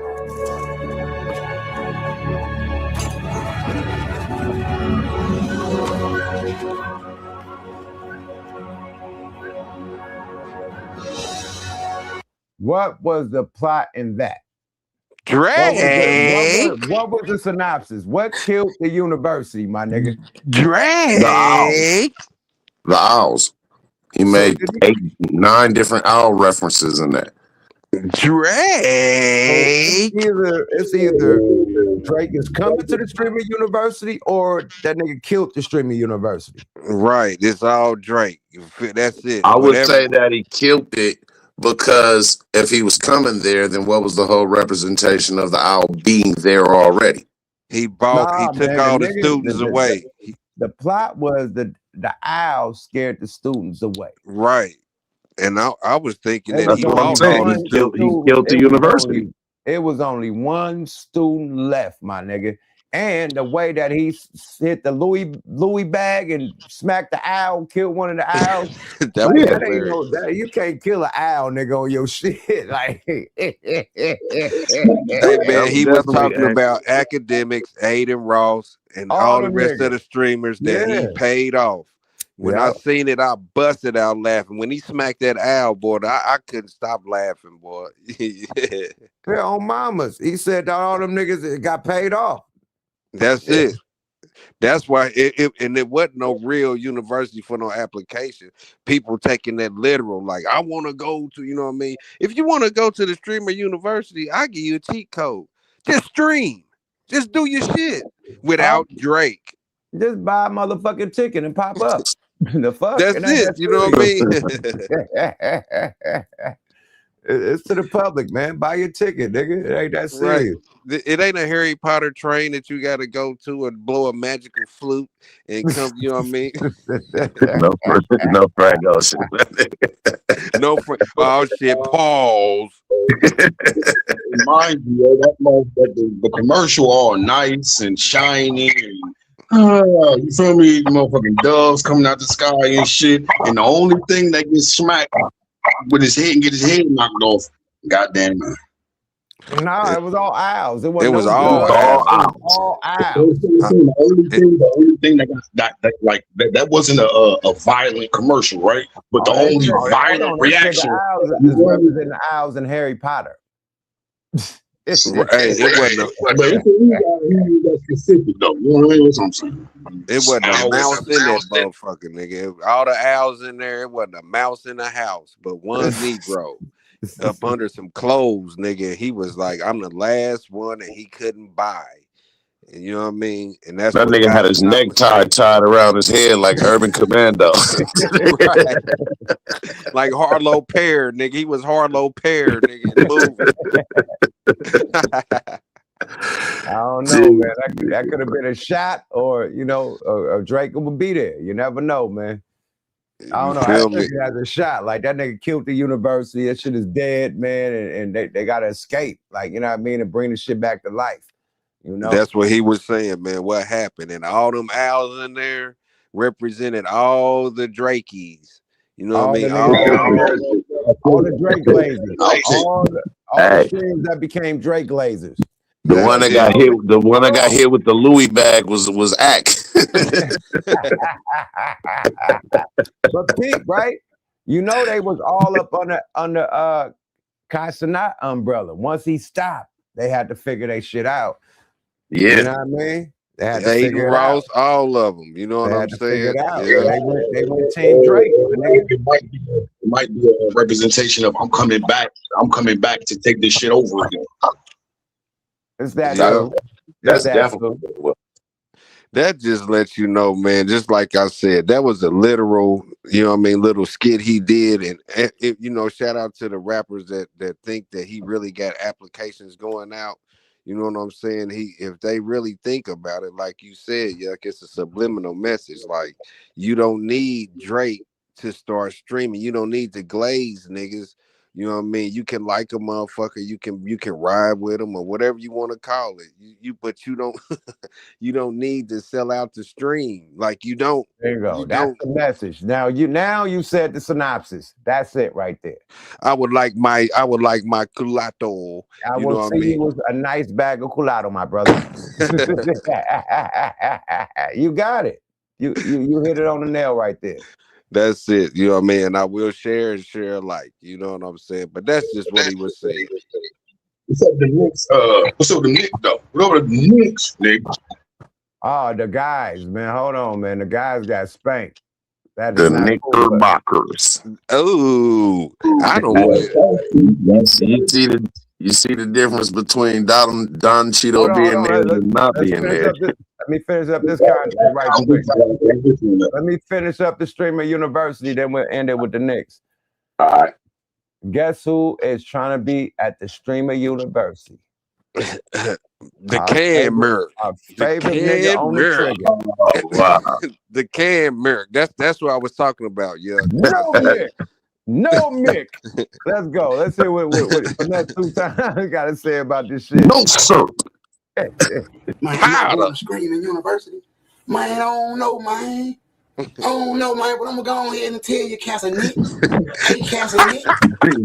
Casanit. Hey, Casanit. Called him Casanit. Hey, Screaming. Hey, buddy. This nigga, wow. Check me out, little buddy. We got him say that nigga name again. Hey, boy, I was just... Man, am I going to Screaming University? Man, Screaming. I don't know, man. Screaming, nigga. I don't know, man, but I'm going to go ahead and tell you, Casanit. Hey, Casanit.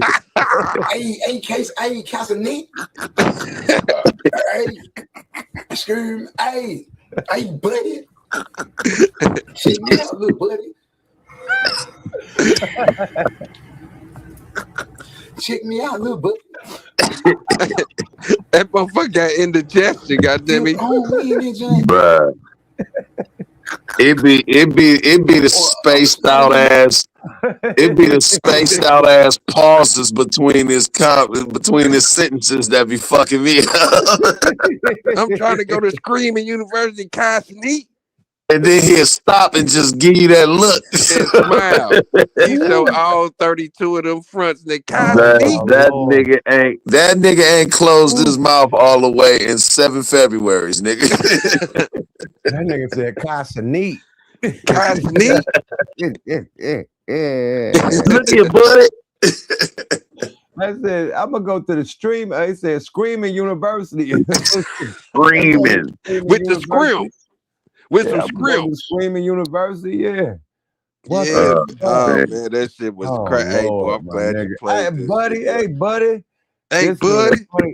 between him who got it? Him or AB, man? This nigga got it, man. AB, Oh, AB, man. no. Nigga, he got it. Nigga got it. He got it, nigga. Finesse is that nigga. Hey, they won. That is the most memeable. That's the most memeable nigga on the internet. Right? Man, I just followed the nigga IG, man. The nigga IG turned up too, my nigga. I just discovered that nigga on IG, man. That nigga Big Father is coming on IG. Yeah, Big Father. Yep, I followed the shit out that nigga. They are funny as shit. Hey, he is hilarious, man. Hilarious, nigga. He can put the mic down for a minute and you know what I mean? And just do this. Cause Nigga, hey, when he said Casanit, yeah, I about died, nigga. I don't know if he was playing. I couldn't make up you know what I mean? I called Shy Gilly, but that nigga said Casanit. Man, listen. In the words of one of the dopest MCs, my nigga Red, man. That nigga talk like he walk with a fucked up pivot. Oh my lord. Man. Hey, boy, that Casanit is almost better than the Cammer. Man. Oh, nigga Casanit. He said it like Umar. Let's go. Some, but just make me the music producer, the music professor. They make me the music teacher in there. Give me the music. That nigga said the music. He want to be the music teacher. Music. That nigga sound like a country nigga from Baltimore. Shout out to my Memphis folks. God, I'm in my class. I'm gonna be in there.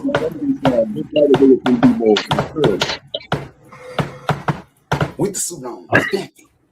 We gonna crank that hoe. Stamp it. We gonna crank that hoe. I swear to God, we gonna crank the fuck out that hoe when they come to my class. Everybody in the hoe gonna have to learn how to rap. I stamp it. Man, I'm a super senior. Super senior. I know Casanit ain't sleep on me though. I don't think nobody sleep on me right now though. Cause I really did this for real. All the young people was my motivation. Him, Rakai, all of them, no matter what kind of content came out about them, I ain't got to the point where I understood content. So I'm like, I mean, me, you know, I'm older, so it's still that I'd be like, but I still amended that they was able to be outgoing, like rigid, like they outgoing in front of the world and don't care.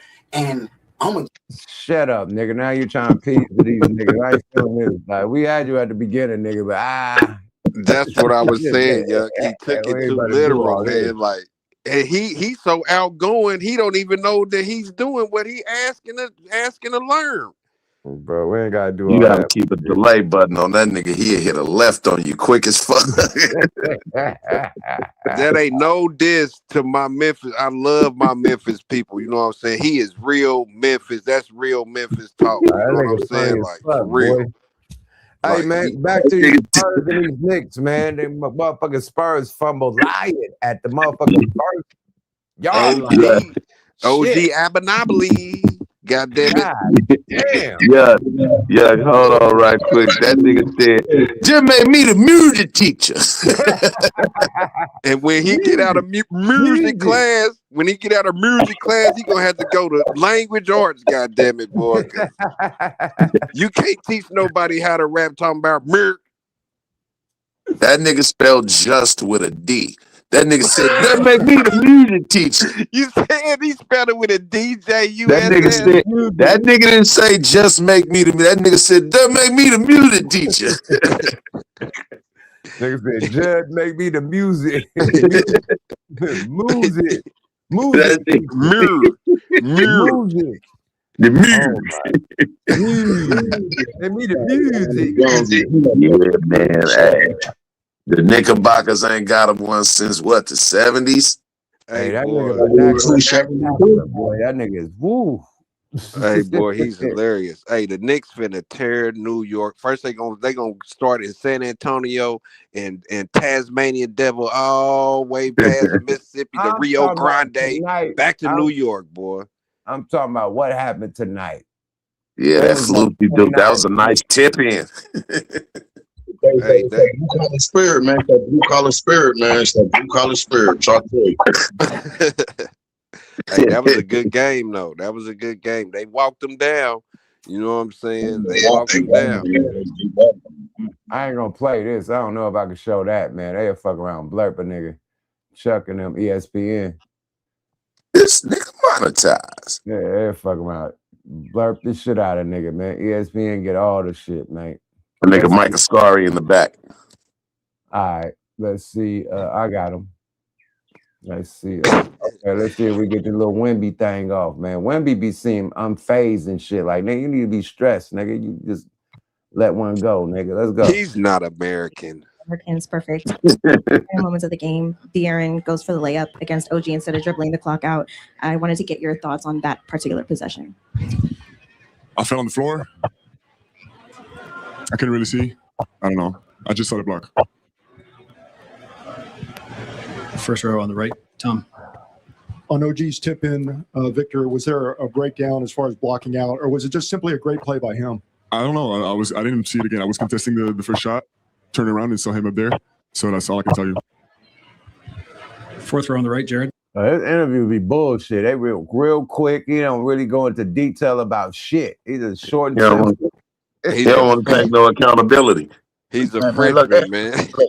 Let's address the elephant in the room. The hell with a tip in. Let's talk about these niggas blowing a 28-point motherfucking lead. I mean, they should have been a tip in, you know what I'm saying, to finish off the route. You know what I'm saying? Let's talk about that 28-point lead that I counted. I saw a 28-point lead. Fact. That's the in the room right there. They walked them scored down. 70-some points in the half, the first half, and then the second half scored 30. Hey, they had Yeah, they went Wu-Tang crazy in them. the Hey, second half. Wu-Tang did the motherfucking halftime show. They did not want to do that halftime show. Nigga, they was hot. They was mad as hell because they was losing. Nigga, man down. Them boys walked them niggas down, man. There was no way they supposed to lose that game, y'all. No way. No. No way.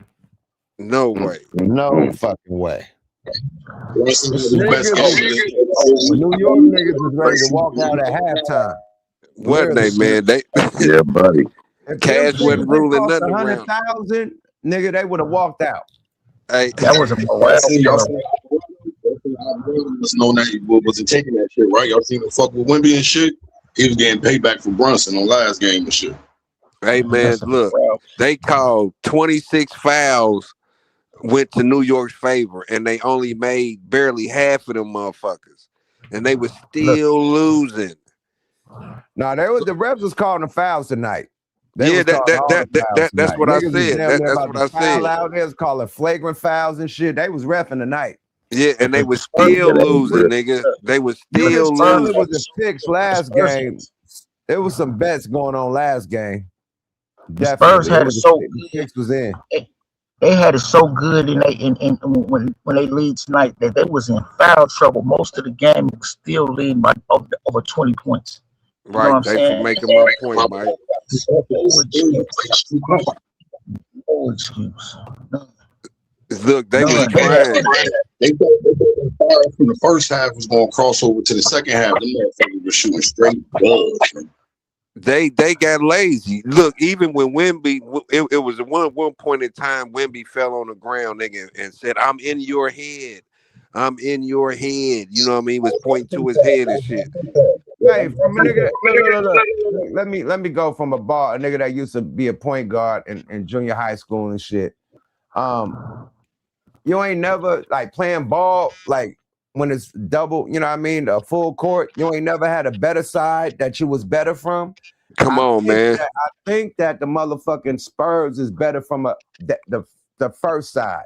And I think the second side, I think somebody is sitting around the court or something that's distracting them, or the rim, they ain't good at shooting from that side.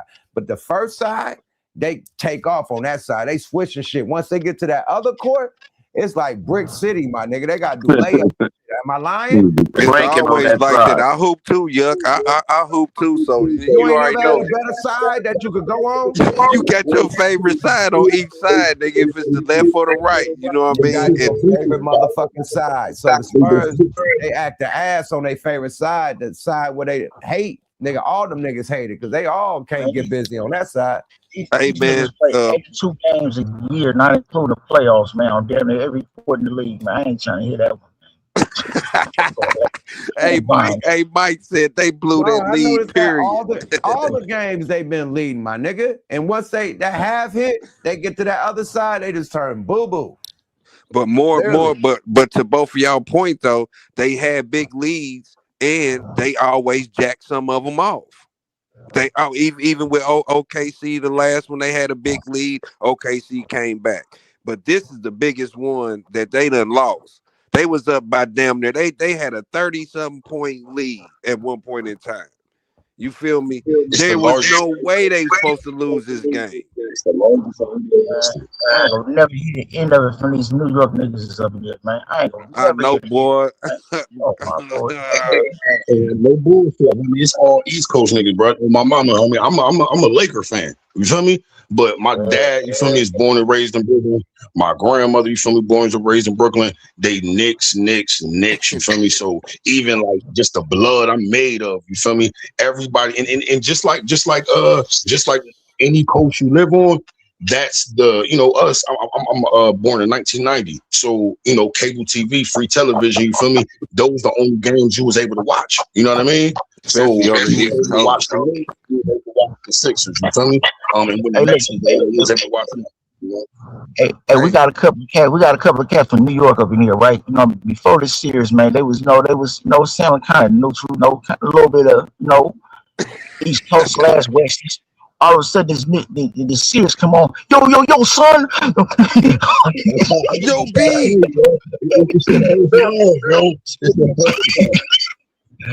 They got territorial with you, Mike. This left rack, this Brooklyn, B. It don't matter what borough. It don't matter what borough they from or whatever, nigga. It is New York Knickerbockers.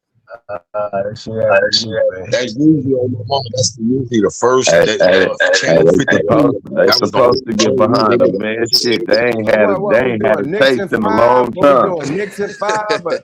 So what we doing? Knicks at 5 or Spurs? What we doing? I think the Spurs gonna win one more. I think so. For sure. I think the Spurs gonna win one more. And they gotta take it back to New 6. York after that, right? Yeah. If the Spurs win the next one, they gotta go back to New York, right? Yeah, Knicks in 6. Yeah, Knicks taking it back home. That, They're that gonna that's watch. They're why I gonna watch said them out at home. They if probably They give don't these spend niggas a a Tiger game. Woods Just shit to the golf course, man. Another game. Knicks probably give these niggas a game just to win it at home. hey man, They No, don't they can't stand give it. them. They can't They give them a can't stand game. that, man. it's a Why wrap. not? It'll be You don't 3-2. want it to be They that can give them a close. game. They can give They them a game. can, but you don't They want them can give to. them a game and then win at home. You definitely want to stomp them out for sure. So I You think better. it's a good chance. You gotta remember, their spirit broke after this one. Like your spirit broke after this. You feel they were supposed to win this one. So now you got this one. They're not winning this. Look at how the nigga look. His spirit is broken. Let's get back to the content. Let's go. Jared Weiss, The Athletic. Can you just explain how that thing fell apart in the fourth quarter? I think it began before that.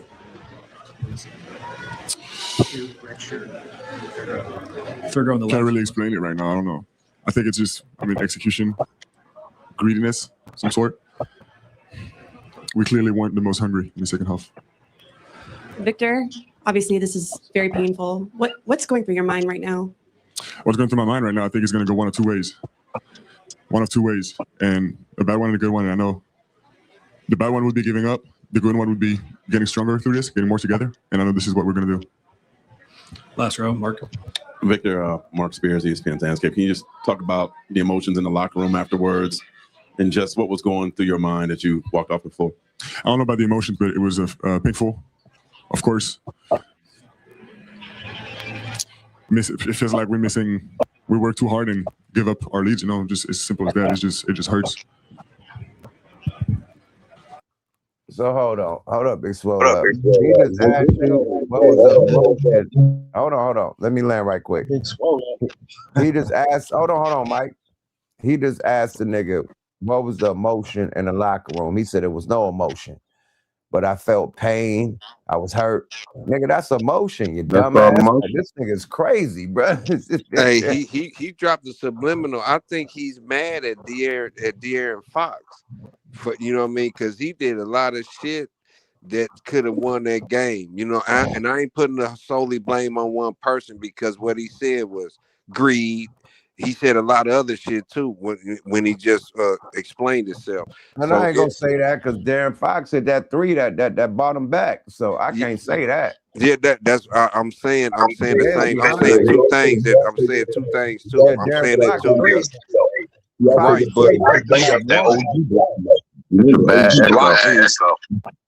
but yeah, he did. But it's a lot of shit that he done that could have preserved that victory too. Not just him by himself.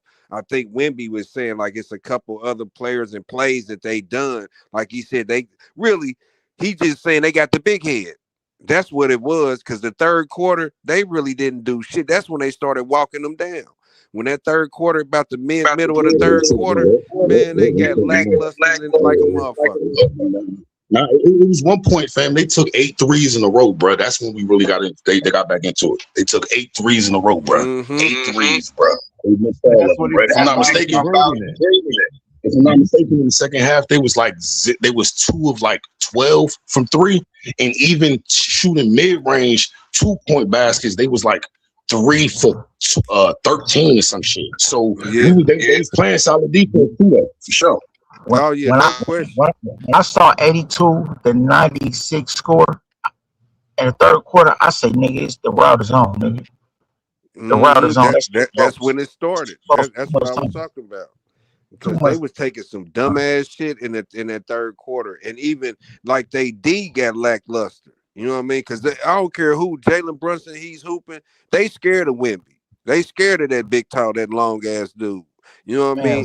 They got enough help on that team. They defense was there. They just them 8 bricks, my nigga. They barely scored in the third quarter, man. They got scored in the third quarter and the fourth quarter. They scored 30 points the second half when they scored 70-something points in the first half. That's where they fucked up. They was bricking. They was brick city with them niggas.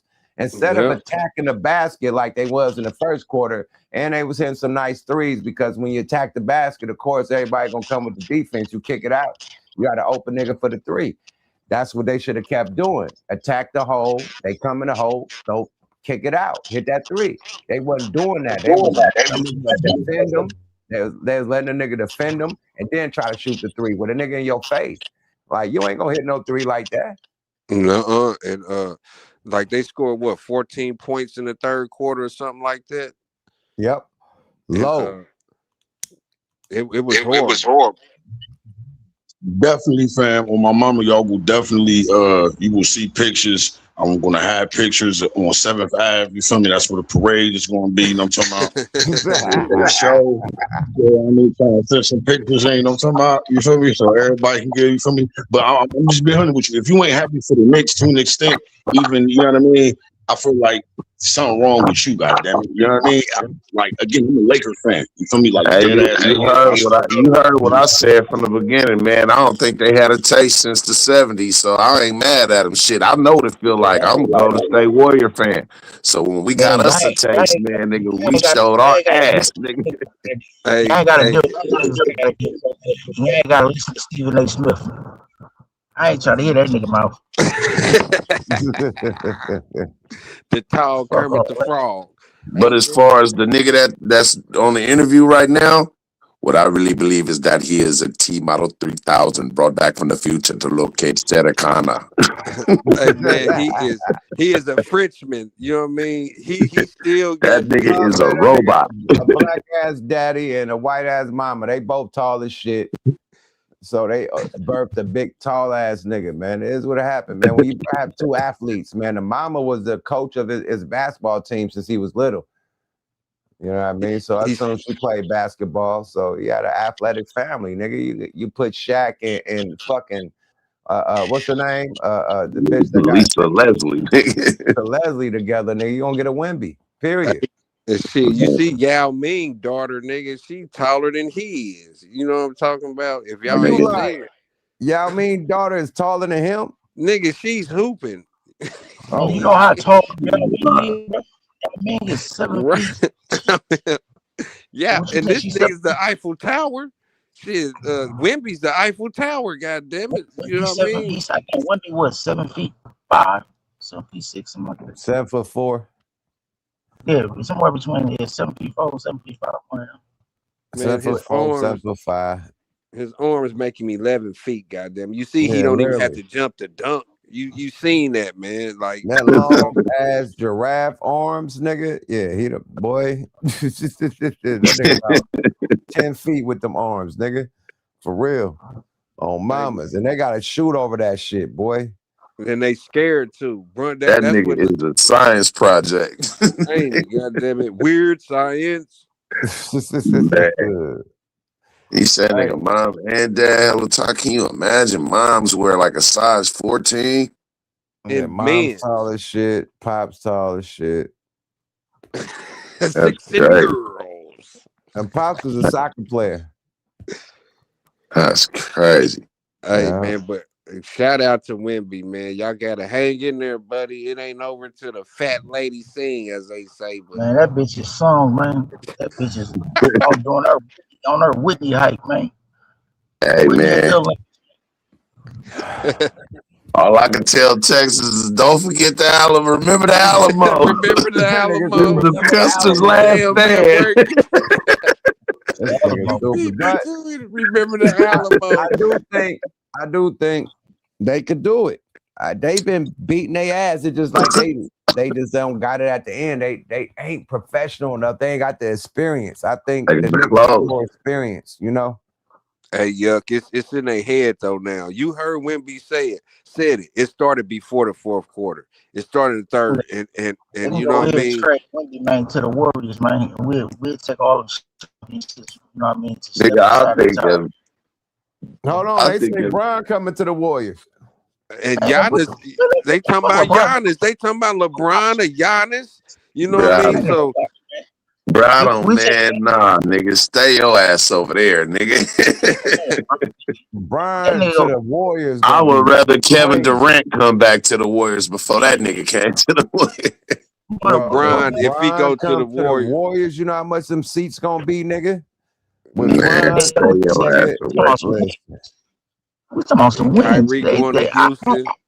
I heard they talking about getting LeBron and AD. Man, what the fuck, nigga? We ain't trying to win no games. We trying to tank because AD ain't gonna be up 90% of the The games. Warriors That nigga trying to got get AD. I already changed. Yo, leave They're them just two niggas alone, man. Leave that nigga at the Wizards, a blood. bubble. Like, fuck all that.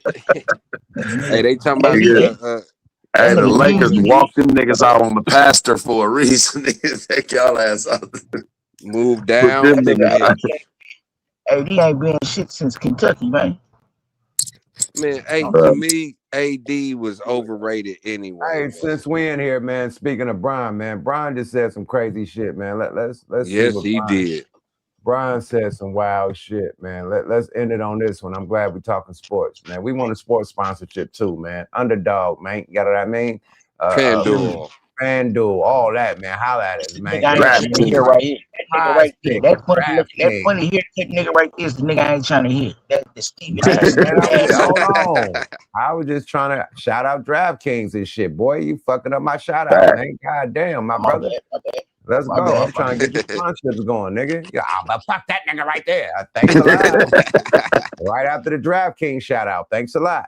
But shout out DraftKings and Prize Picks and shit, Underdog and FanDuel and all those guys. Yeah, we do sports over here too. Let's go. People talking. He said, quote, This nigga. I'm not taking nobody over me. There's no question. But I think Mike Jordan would say the same thing. Rest his soul. Kobe Bryant would say the same thing. Magic Johnson will say the same thing. Larry Bird will say the same thing. Shaq could say the same thing, James said. The late, great Wilt Chamberlain, Kareem Abdul-Jabbar. Get him. Okay, you gave the right answer by saying you're not taking nobody over you. That's what you're supposed to do, okay? That's one side. The other side of it is none of those guys ever said these things. A lot of those guys referred to Michael Jordan as the GOAT. Not even Michael Jordan takes this GOAT conversation serious. Do you think there's room for more than one great? Is there room for more than one GOAT in basketball? There's no such thing as GOAT. You know, No- to me, no such thing? not to me. It's only because I think, we are transcended from other people, other athletes. We learn from other athletes. We progress the game as we move further. To say that one is better than the other. Basically, from what I'm getting from it, he's saying, like, how can I be? Talk your shit, Jordan. That's what you're supposed to say. You're supposed to let the fans say who the GOAT is. And look, you're gonna say you good at what you do. Nobody's diminishing that. You know what I'm saying? And I'm reiterating what the fuck he said. But you saying you are the GOAT, you're not. You sheep amongst the wolves, LeBron. Oh, Brian is one of them boys. He definitely one of them Mount Rushmore. If there's a Mount Rushmore of 20 athletes, he definitely up there. But nobody's a GOAT, like Jordan said. But Jordan, let's go. Better than my previous predecessors when I have taken pieces of their game, put it into my game, and helped transcend the game. How can I be the greatest of all time when I have taken from them? I think that's kind of what he was saying, which makes sense. But Jordan, knock it off, bro. You don't. No, it wouldn't be no Jordan if it wasn't for no Dr. J. That's what I was just about to say. And Dr. J without He giving love to Dr. J, nigga. Look, Bernard King, Dr. J, Oscar Robinson. You know what I mean? It was a gang of hoopers. Kareem Abdul-Jabbar, nigga. Wilt Chamberlain. I mean, hoopers.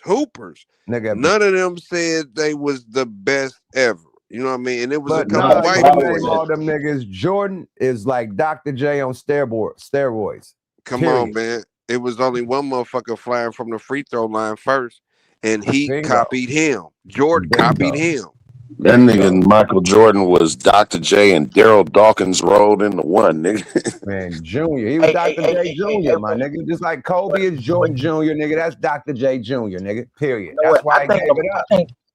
I think LeBron needs to go, right? Since we use acronyms, right? It means go on to another team, man. Because that's all the fuck you do. Really go to another team.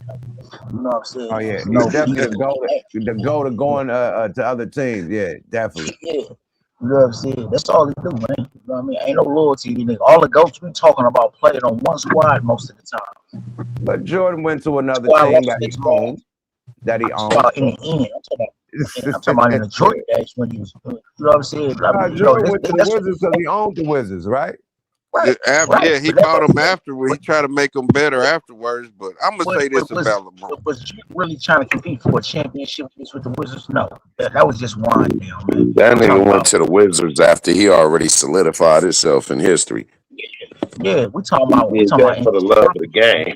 And the nerve of his teammates, man. You'll get a nigga like Gilbert Arenas that was on the Wizards and shit like, man, I'm better than Jordan. Like, nigga, what? Hey, if you man. don't shut the fuck up, Gilbert Arenas, my nigga, and you dope, but you ain't no Jordan, my nigga. Oh, I dropped 60 on Kobe. Bro, you dropped 60 on the nigga that was guarding you. Kobe is a shooting guard. He ain't a point guard. Hey, drop 60 on Rodman. It probably was a Derek Fisher. You know what I mean? Somebody like that. You dropped 60 on Derek Fisher, nigga, not Kobe, bro. Sorry about that. It's a difference between being a bust. Gilbert Arenas blew his career, nigga. He blew his career off, nigga. Like the biggest damn near idiot. And shout out what he doing. He was the first YN. He did some YN shit. That motherfucker blew his career. Why you gonna bring a whole artillery arsenal for one player, nigga, to a basketball locker room, nigga? That nigga was the first YN in the game, my nigga. You better leave No Chill Gill alone, nigga. He was with all this shit, nigga. We better stop talking, nigga. Get shot, nigga. Gil, don't shoot us, my nigga. We good money. Let's get back to the content. Yada. I have to say you're GOAT. We're saying it for you. Yes. And he likes to put this out there too. How can I be the greatest player of all time when I didn't play against all of the greats like Oscar Robertson, Jerry West? These are the things that he's saying. He completely waves this off. But you got this dictator that likes to put this stuff out here to the masses and now have people putting him next to Michael Jordan. Good old dictator James, after he won with the Cleveland Cavaliers, he went on his podcast and said this. What's going on in Cleveland? And then after I stopped, I was like, that one right there made you the greatest player of all time. Get the fuck out of here! And the explanation he gave for calling himself that is because he said he did something for Cleveland that nobody has ever done before. But you had a guy like Michael Jordan going to the Bulls that never had anything, put 6 of them things up in the rafters in 13 years. Cleveland had you for 11 years, and you only managed to squeeze out one damn championship. Hold up, Big Swallow. God damn, man. Right. I'm about to talk. I thought he was talking about before he left Cleveland. I'm about to say, first time I see that. The only thing LeBron is good at, but look, he's the GOAT for his size. If it ain't gonna be no other player like LeBron at his size and what he done, you know what I'm saying? But he just made a good point. You've been there and you came back twice. You left and came back. You know what I'm saying? And only got one. You got a one piece and a biscuit, buddy. I'm gonna tell you this: LeBron is the GOAT of stats. He outdid everybody motherfucking stats. Now, longevity, you don't have players that played in their 40s and shit. So longevity, he ain't the longest player to play. But far as stats, he outdid everybody that has ever played. So he's the GOAT of stats, if you want to say that. If you're gonna give him the GOAT, he outstatted everybody, right? Stat GOAT. I said that before too. I get that to him. But you're not the basketball GOAT. You know what I mean? I mean, not the best player GOAT. He's definitely the stat GOAT. So he definitely accomplished more points, more rebounds, more this, that, and the third than anybody because he played the longest and the strongest. Shout out to Curry, man. That's the GOAT. Shout out to the Needles. Hey man, like it was too many good players in every era, man. Allegedly. We named off a gang of players, man, in every era. LeBron didn't change the game, man. LeBron just asked big for help, man. You know what I'm saying? Steph changed the game, man. Facts. You know, he's the GOAT. Your shit. That's what I be saying too, Mike. I say shit like that. I don't care about all that. Oh yeah, LeBron, he bigger than dude, he 8 feet tall and all that. But Steph little ass changed the fucking game when nobody gave him. LeBron was being touted since he came out of high school. Nobody expected Steph to do anything that he did. You know what I'm saying? That's what makes it even more spectacular, man. Motherfuckers saying, oh, his ankles ain't healthy enough, all the kind of shit they said when he came out of Davis, man. You know what I'm saying? LeBron ain't did none of that, man. You know what I'm saying? And he beat LeBron. You know what I'm saying? He's the GOAT.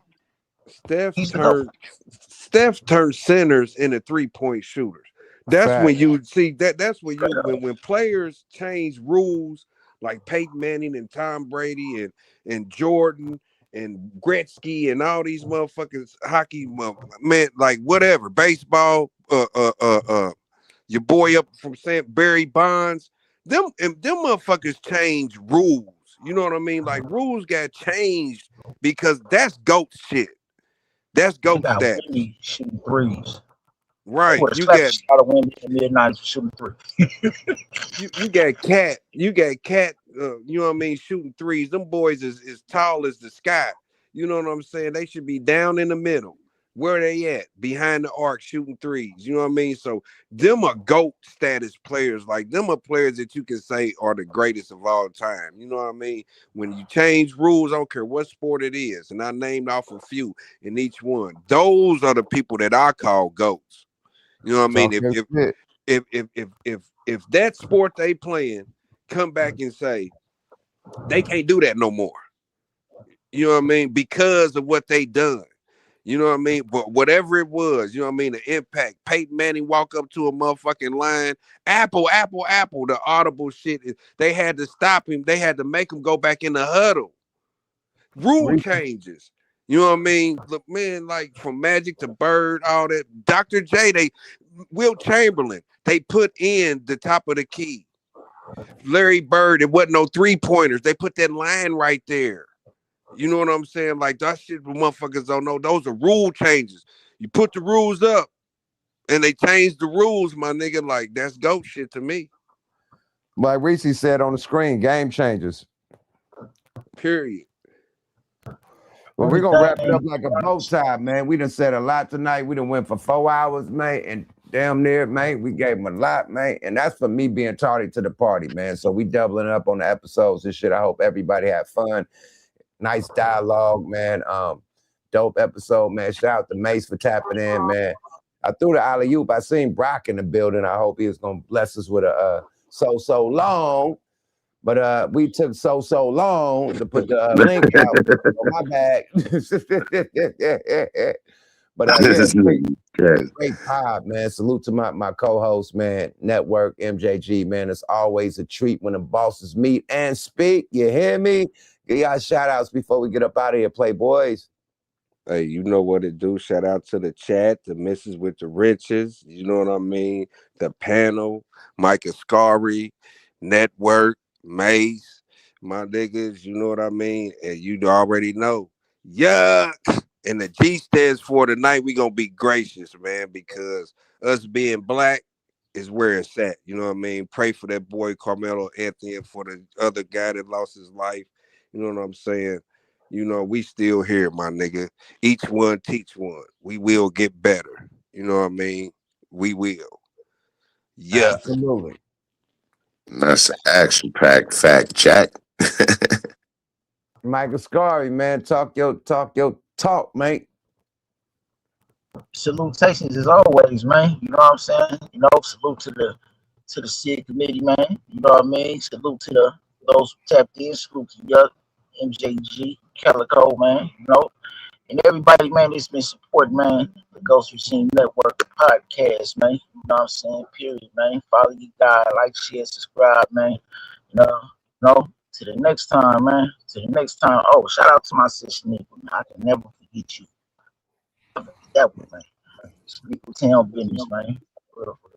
But salutations to y'all, man. Thank you for another fire ass discussion. Yup, you know what I'm saying? Catch y'all on the next one, bro. Oh, top, man. Free guy, man. Free Michael Scarry, man. Thanks for tapping in, my brother. And y'all follow him on the Ghost Regime podcast on the tube, man. Support the mob at all times. You did. Yada. Yes, sir. Hey, man, we've come to a close of another good episode of What the Fuck Weekly, man. Salute to the fire-breathing dragon for opening up the platform for us to all come teach, learn, and build with each other while we have ourselves a good-ass motherfucking time. Salute to the chat, 'cause the chat is where it's motherfucking at. I'm gonna need to see them dragons going crazy right about now, man. Salute to MJG, alumni. Salute to the Honorable Gooch the motherfucking Great. Salute to Mac Mean. Salute to Big Sis Shaniqua. Salute to Ebony, Erica. Salute to my boy Abe over there at 5150 holding it down. Salute to Mace for pulling up, man, and popping out, man. Salute to CJ Rich, man. Make sure y'all go tap in with Mike Ascari on the Ghost Regime Network, man. Free that man sooner, not later. Free Drew down sooner, not later. Make sure y'all go tap in with that Yuck Mouth and Afro Man video weed and hit that motherfucking button and run them numbers up, man, them likes up. Make sure you go tap in with me at the TOTFC podcast. I'm going to drop the link in the chat when I raise up out of here, man. That's the TOTFC podcast, man. We just about a half a hand away from going to that 100 subscriber limit that I saw, or that 100 subscriber goal, I should say. And then I can get ready to get going on that, man. I'm just one branch off of this regime tree, man. So, hey, yuck, one more win, one more motherfucking win. Dragons in the chat. Dragons in the chat. God damn it. One more Winsky for the partners, man. WTF. Man. You feel me? Another one, unlike another one. You hear me? Yeah, we about to get up out this thing, man. Your boy Yucky, man. Check this out, y'all. Don't fall for the banana in the tailpipe, man. Drew down accounts are still hacked.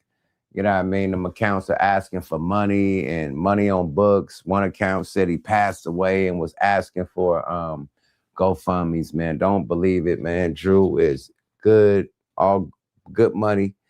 He'll be home soon. But if he need money on his books, we got him, man. Ain't no cry for help. So whoever, hacked this page, they trying to run it up and get money from y'all. So, don't fall for the banana in the tailpipe, man. Free Drew down, free the mob. You know how we do this thing, man. Another episode of WTF Weekly. Your host with the most, Culatto Smoke. Salute to the chat, everybody, man. Dragons in the chat, you dig? Salute to the nation. Salute to the gang, man. Salute to the SIG committee, man. Salute to my co-host, man, Network and MJG, man. Salute to everybody that came on the stage. You know what I mean? CJ, Mace. You know what I mean? Mike Ascari, free the guy fast. You know what I mean? Right now, you know what I mean? Not later. You hear me? Also, man, we got Portrait. For the females in the chat, we got Portrait, the R&B group, the legendary R&B group. Portrait gonna be in the building for Smoke a Lot Radio later on tonight. Y'all tune in. We definitely got Flavor of the Week, Cali Plug in the building. We turning up on Smoke a Lot Radio, man. The content ain't done today. You know what I mean? It's just gonna continue tonight. You dig? Y'all tune in tonight. Y'all tap in and free my brother Drew down, free Jay Diggs. You know what I mean? And we out this thing, man. WTF Weekly, Yuck Mouth TV. Subscribe to your Gizai. Oh boy. Yuck Mouth TV. Yada da.